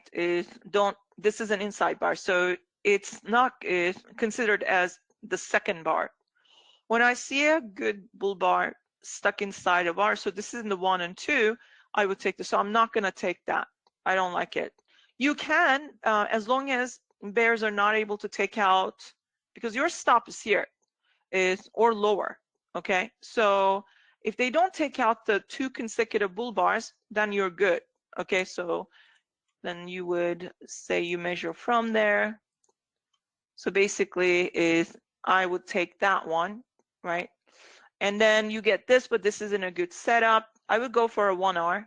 And I would get it. I would also get the 1.5 or if you say, okay, I'm going to go with that, then this is your 2R, this is your 3R, and we couldn't seem to keep going higher.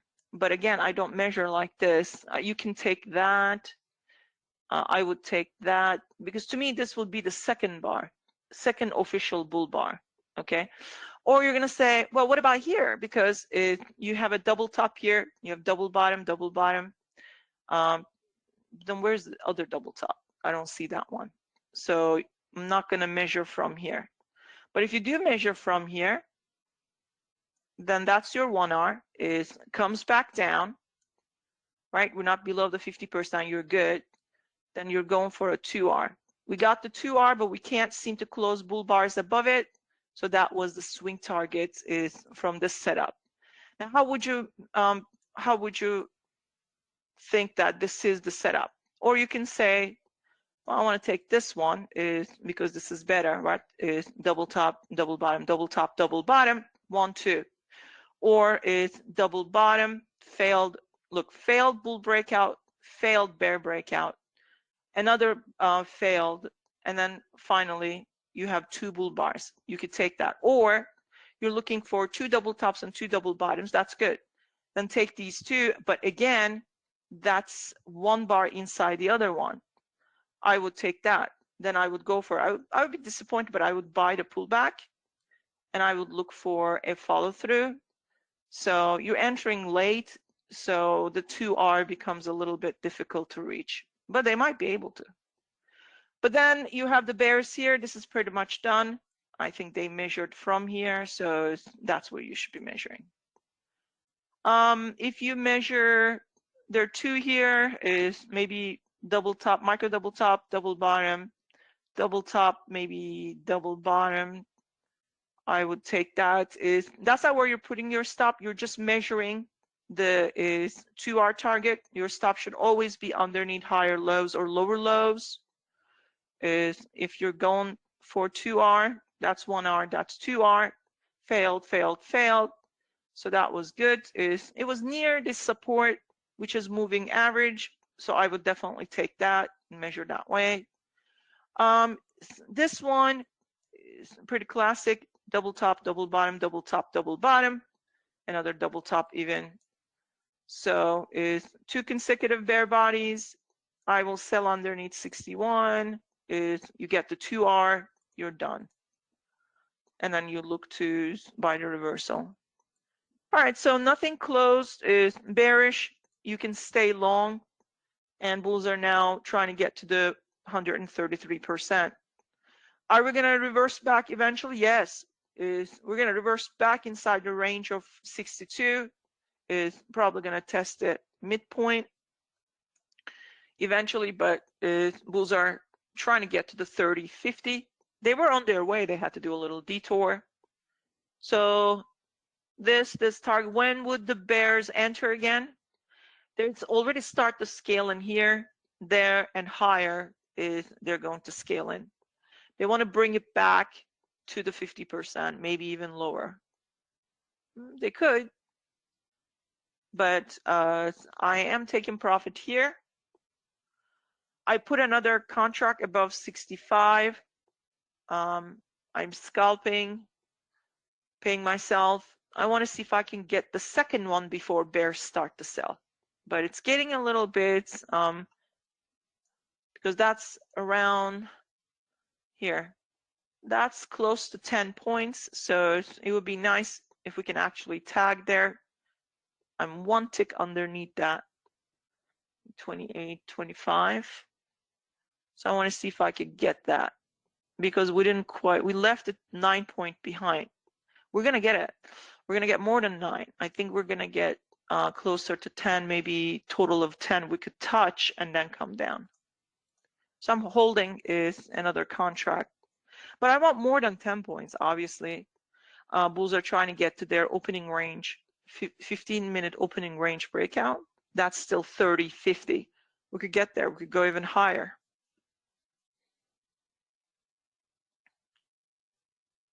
What if the bar does not close bullish, and this is the best bulls can do here?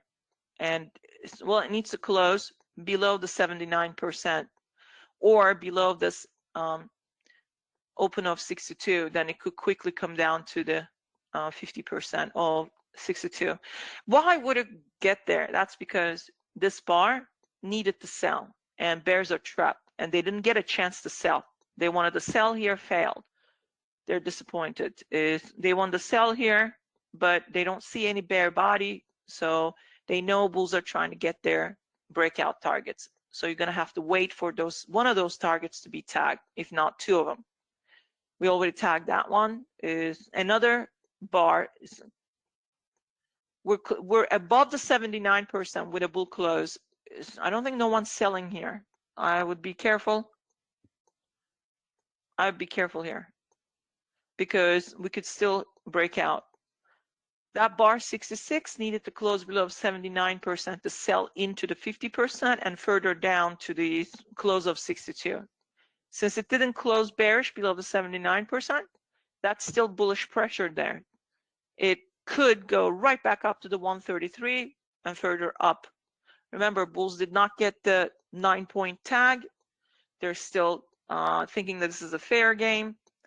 They want to go and test 27.75, possibly 28.75. Is 30.50 is right around the corner. I mean, we could get those targets. So I would be careful if you're planning on selling anything.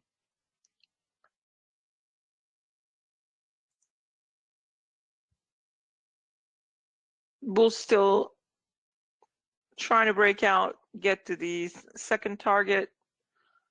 They could. I didn't exit my long.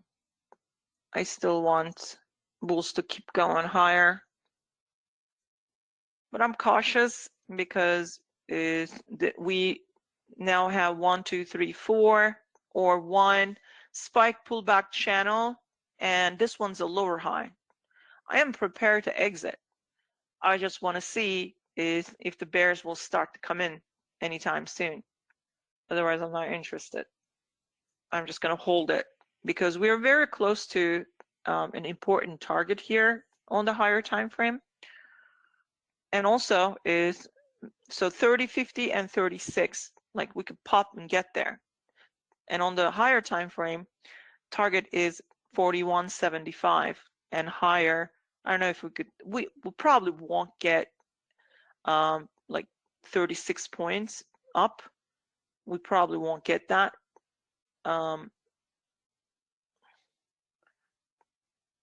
But definitely 41, 30, 50, 36, and 41.75 is doable. Only if we get the breakout now. Bears, okay, so is second bull bar above the 79%, still can't break out. Now, if bears really want to sell it, now is the time they have to start selling into 23.50, 23.25. But no bear bar, I'm not interested. Bulls still want their 9 to 10 point area tag, 27.75 to 28.75. Only if the bears start to get bear bodies, bulls will start to exit. Then you can also say, look, I'm not very happy here. I don't think I'm going to wait for bears to print a bar. I'm going to exit now because 2 bull bars didn't break above the range. So these are all inside bars failing to break out, and the bears trying to bring it to the 50%. Yeah, I understand that you're concerned, and I would say, yeah, sure, exit. So then 23.25 to 23.50 area would be your target.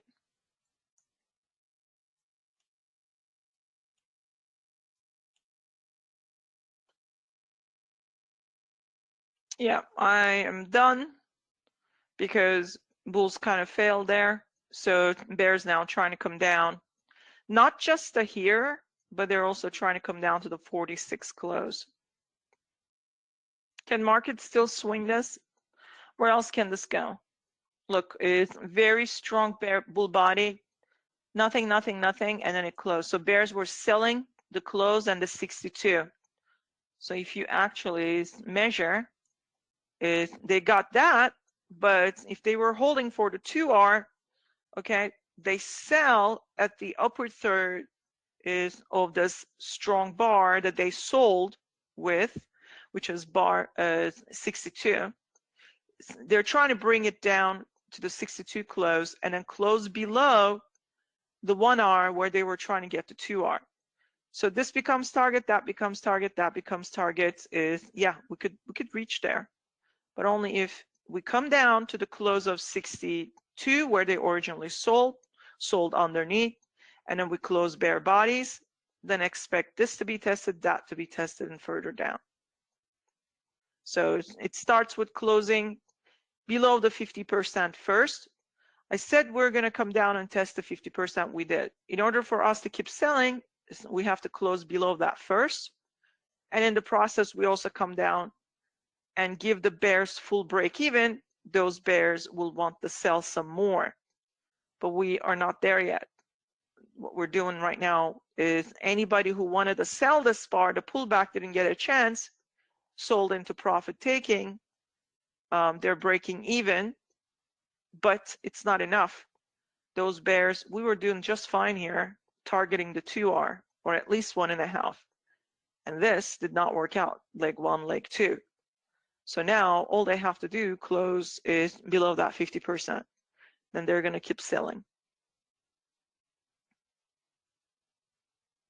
But in a situation like this, after so many bars, bears are getting their breakout, right? But unfortunately, you sell it, you have very little room. This is in a good setup.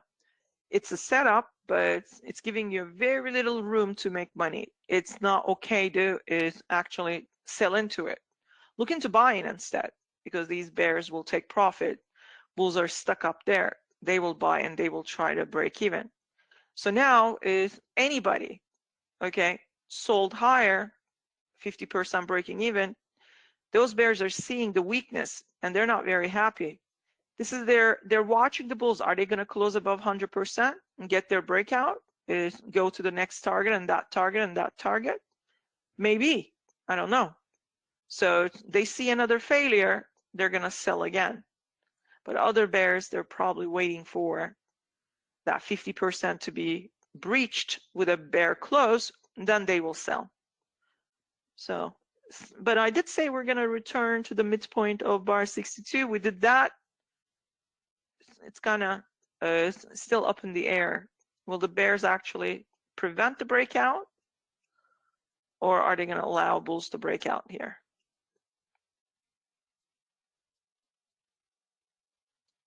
Waiting for the bar to close.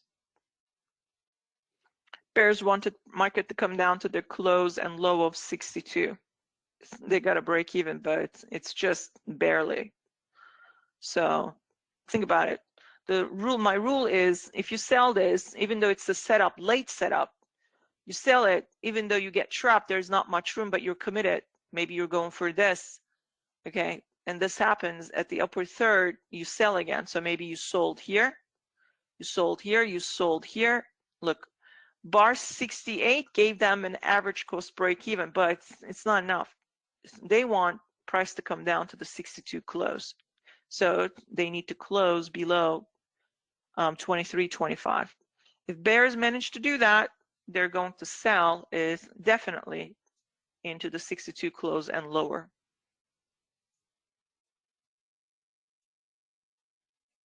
Because I said if bears were doing a second leg down, they probably thought this was actually a bear flag, and suddenly they got the 48. There's a strong bear body closing and a strong bull body opening.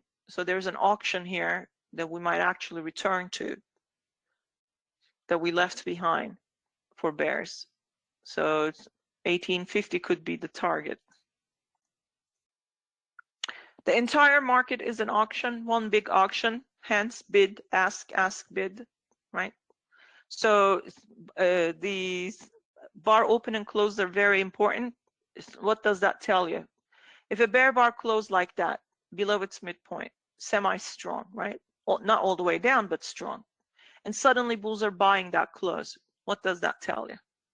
Anyone who's selling here probably trapped. So that basically is left behind auction open. Market likes to return to those unfinished businesses, I call. Like there's nothing here for bulls. They finished the auction, it went above. There's nothing here. See, these are all finished auctions. It goes above those bull closes. Bears want to close below the 62 close. If they do that, then they're going to extend the selling into 1950, 1850 is right here. We could test 18, which is their second target. We can even extend all the way to minus 100. Remember I said the high of bar 13, which we tested. So if the bears start to take out this auction and give us a bear breakout body below the 46 close, they're going to try to come down and overlap with 14 and bar 15. Might even come all the way down to here. Now, I don't know. Right now, I don't have a bear breakout. So I did sell, but I'm taking profit right here because I don't have a breakout. I am scalping here. Everybody else does the same because they don't know. It's not guaranteed that this is going to break down. However, if the bar 70 closes bearish, oh yeah, color me red. We're coming down to here at the very least, 1850. Is where the identical close and open or close. That something looks very bearish and is suddenly the close of that bar is being bought. That's basically failed auction. and then the bulls take over and get above that bull bar, bear bar. That's failed auction is, and it's exploitation.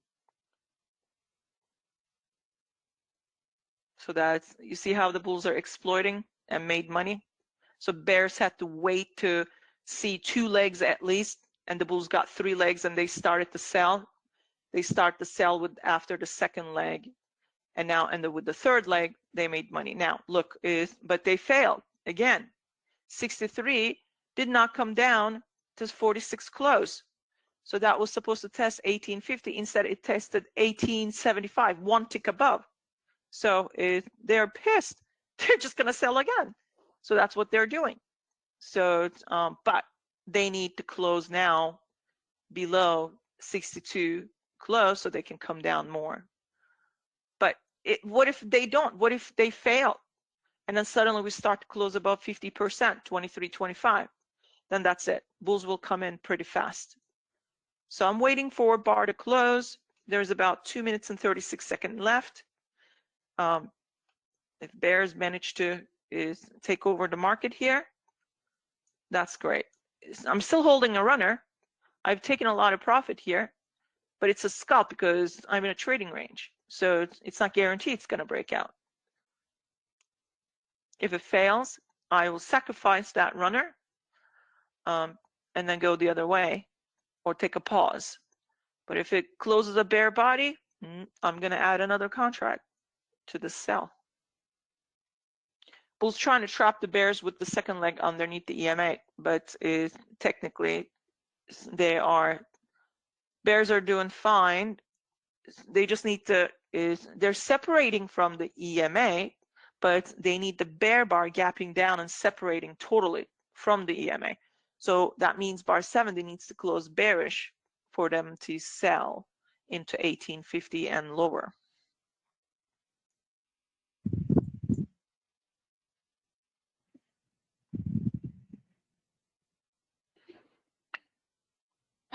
$70 didn't do what it's supposed to do, but at least it didn't close bullish. So I am still holding. I'm still looking for bears to get down to 1850. Here's 1875. Here is 1825. Okay, I just got filled. Excellent. All right, but now are they going to break out? So, but technically, because we went 1 tick below 1850, this auction is finished. So it may or may not go any further. So I've already scalped. So this is, now if they break out, that's great. We're probably going to come down more, but we're in a trading range and we could reverse back up. So if the 2nd leg fails here, I don't want to be stuck in that. So I always target that auction. But that auction is now with 1 tick move underneath is finished. So good job, bears. Now what it does now, I don't care. If it breaks out, that's great. If it doesn't, it doesn't. That I don't know. That I cannot predict. Okay? Because you're at the double, you're at the, yeah, it is a double bottom, but you're at the low of the trading range, and the bulls were strong here, and there are a bunch of wicks. Buyers could be here, and it's also breakout test area. So I don't, this to me is unknown right here. What was known already happened and finished. Now the rest is unknown. Now what you can do is you can leave a runner and hope that 71 closes like that. Then you target here and you target here and target further. That 2R becomes the target from this setup, okay? That's fine. Because I said anyone sold 62, sold higher, got to break even. You don't know where this is going to close, and Trump's talking, so I'm not going to risk anything. But this is where you leave a runner. This is where you expect price to come down some more. But it's looking good for the bears. All they have to do, close the bear body below these 1850s, then they will continue at least a little bit more. But that's where I draw the line. It's kind of unknown right there due to the low of the trading range. So I came, what I was looking for, I came here and I got it. I'm very happy.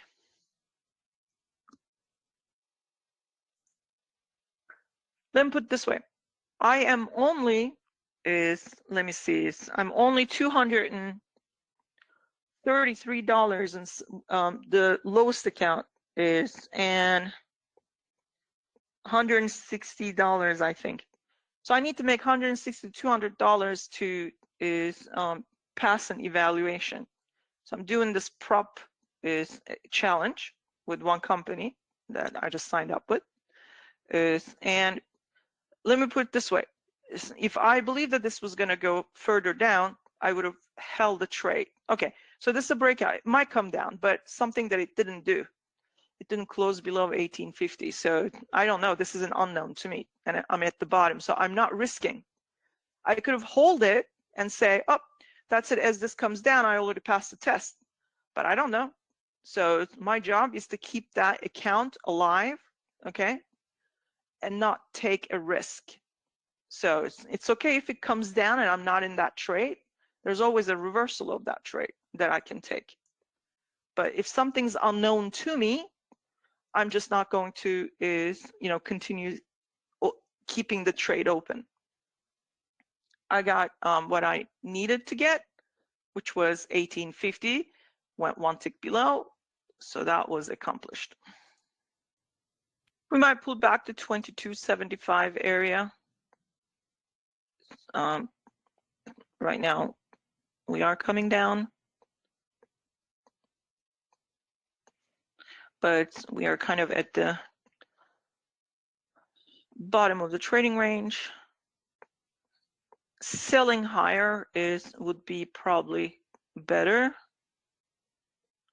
Maybe a pullback to 2175 or 2275 area if sellers might be there, unless the bears can close this body way low, somewhere around 1675, they can continue to sell.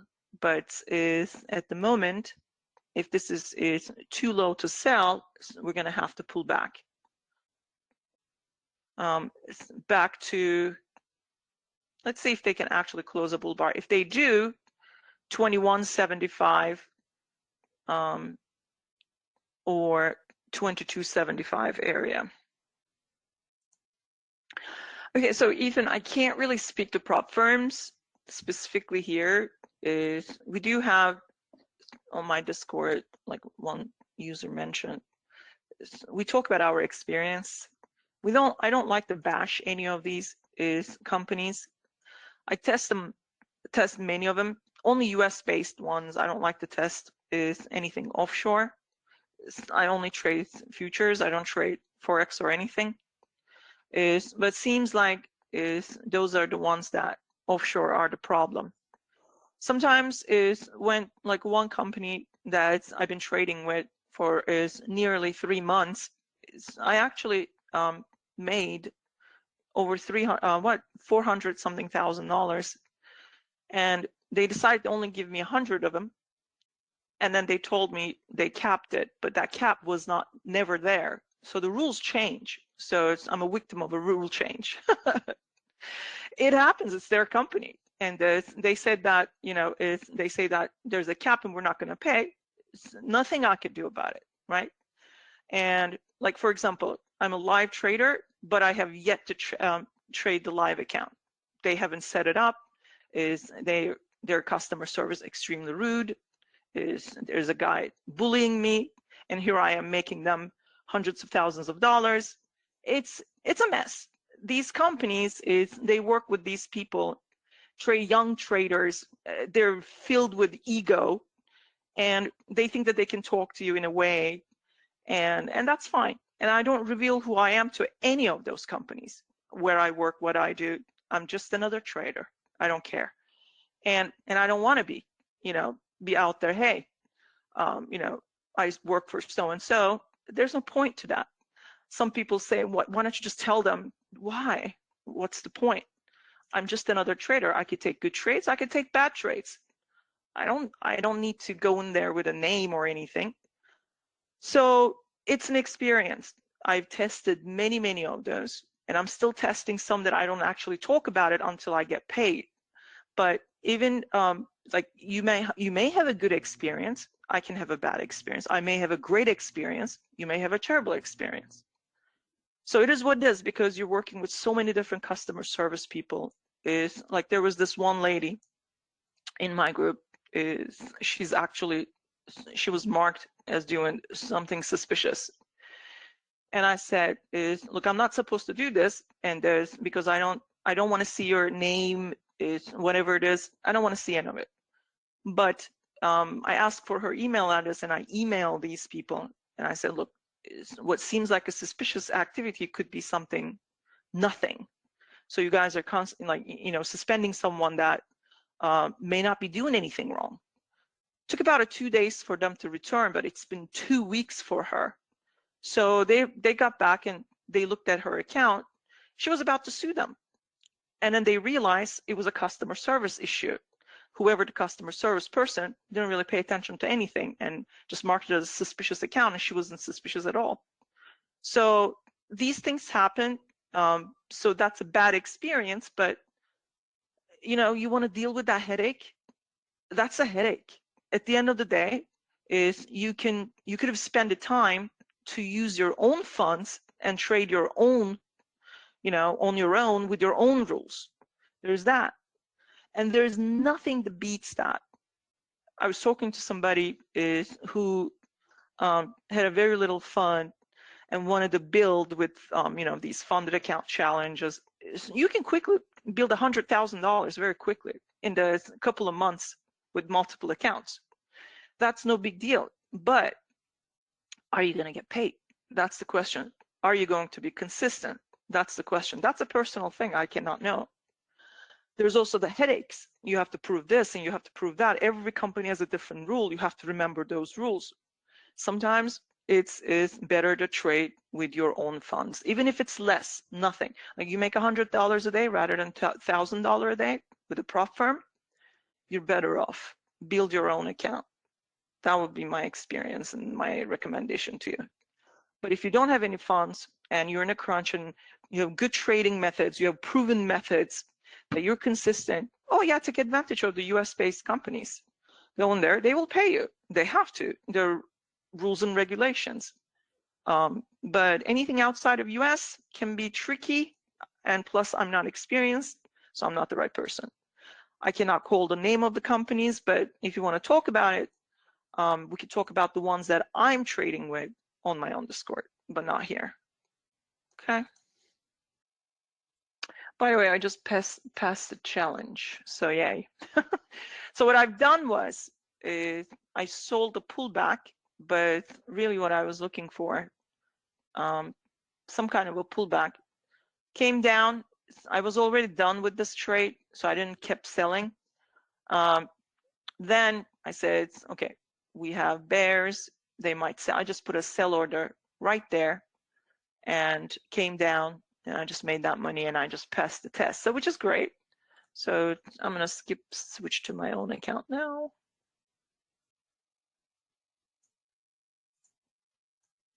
I'm going to switch to data connection. So just give me a second, please. And here's another thing. Here's my recommendation also to you. Don't sign up with many different prop firms, okay? You're going to sit there and you're going to spend your entire day trying to pass the challenges, and you're going to switch one connection to another one. It becomes so tiring experience. If you want to test out 2, but it shouldn't be no more than 2. Just focus on, you know, one company and your own account, but don't exaggerate. Don't go out there and sign up with a bunch of different companies. Understand the rules first. What's their payout cap? You know, what do they really pay? What their rules are. Is a lot of people sign up, they don't watch this information, and then they trade about a month, and then before they even get payout, suddenly they moved into a live account and they haven't received anything, and then they blow it up, and they tell them that they cannot sign up again. This has happened to people. I've seen it. So don't do it. You don't want to go, because trading is tiring. Closing a trade, exiting out of a trade, getting back and starting a new trade. You have to construct a trade and see if it's actually a good trade, right? Like for example, this one, still trying to get to the 2-hour target, although I don't have a connection. Hold on, let me turn that on. So anytime you is open and close a trade, you're starting your risk all over again, okay? And that's something you're going to be doing if you have multiple accounts, multiple company access. You don't want that. Just focus on building your own account. Maybe deal with one prop firm if you want to, you know, generate some funds. Is it reasonable to sell 72 close? Look, this is the end of the day. In fact, I was going to trade this account. Now I realize that where we are, it's bar 75 with the close of 76. Institutions will enter. It's the end of the day. 72. It was already coming down. So you have a leg, pull back, leg 2, pull back, leg 3, or leg 1, pull back, leg 2, pull back, leg 3. 72 is a pullback. Probably sellers is above 71. They did sell 72 close because it's a flag, but look what happened. Immediately buyers stepped in. Why? Because there was a target line there. So no. Plus, remember I said I'm taking this, I'm done with this trade. I was done with that trade here. Look, it came, I said there are buyers here. So you're basically selling into the lower end of the trading range where nobody wants to sell there. If you sold, maybe you sold there, okay, made money, but how do you know it's going to keep coming down? Buyers are always here. So instead, sell the pullback, right? Maybe sell up here above a, you know, semi-strong bear body, maybe like 71 high.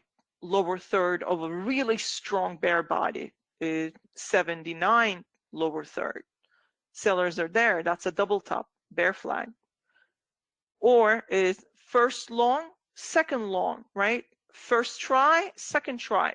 Sell underneath 74, right? It's not a good looking bull bar. No one's probably going to buy that. So wait for the second time bulls try, because that is a counter trend, right?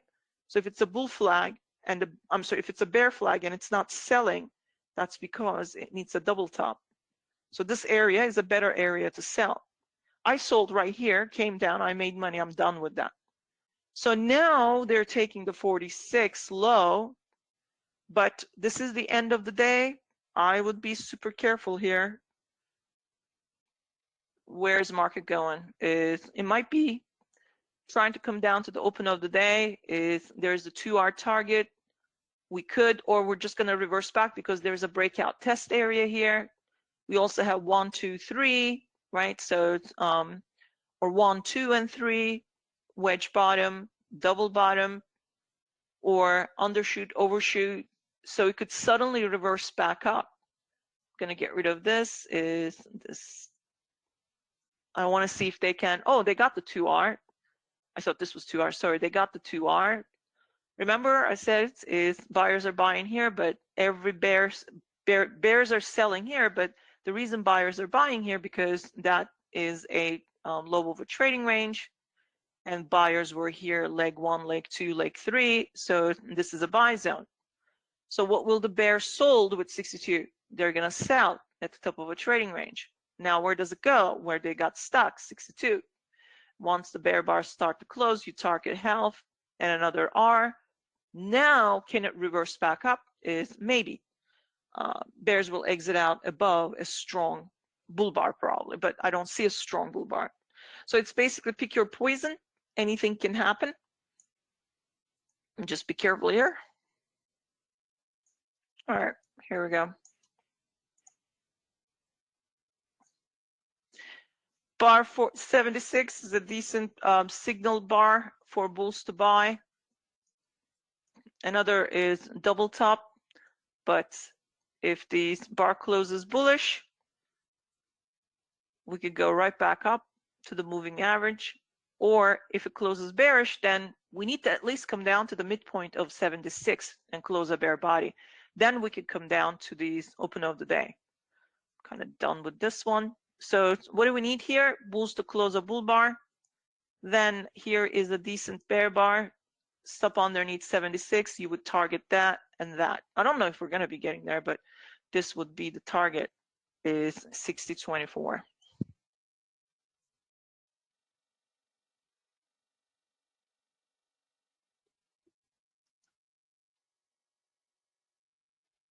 See if we can get to that 60.24 without collapsing.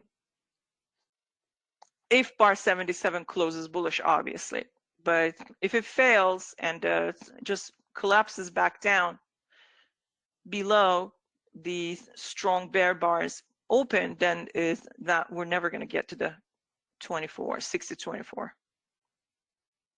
There's a wedge there, so is last leg starting point was 74 high.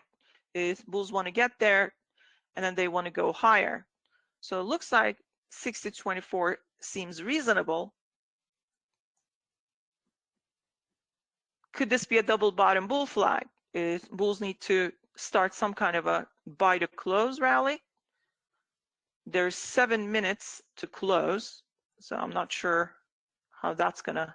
It could work because target for bulls is still, believe it or not, 30.50.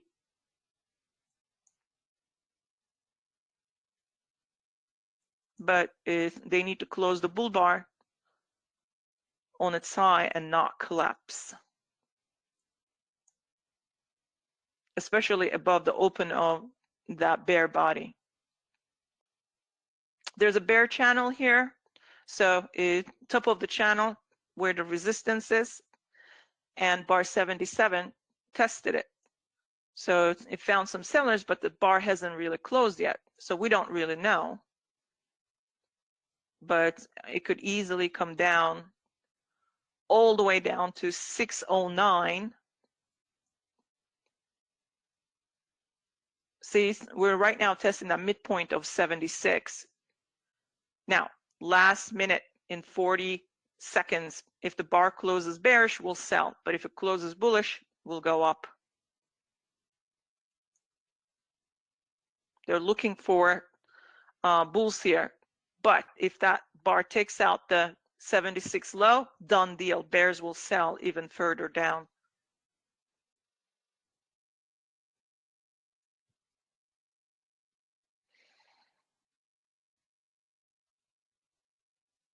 Open of the day is target now. If bears can manage. So then bull bar needs to close above the bear bars open to go higher.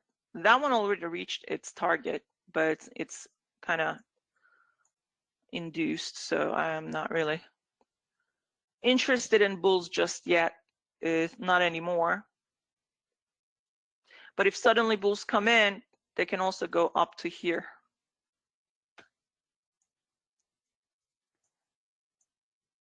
Only if they can close above the open of 77. Otherwise, it's bearish. Probably sellers underneath 77. I am not going to trade this. I'm going to take a quick break and be back for the questions. I'll open the question box.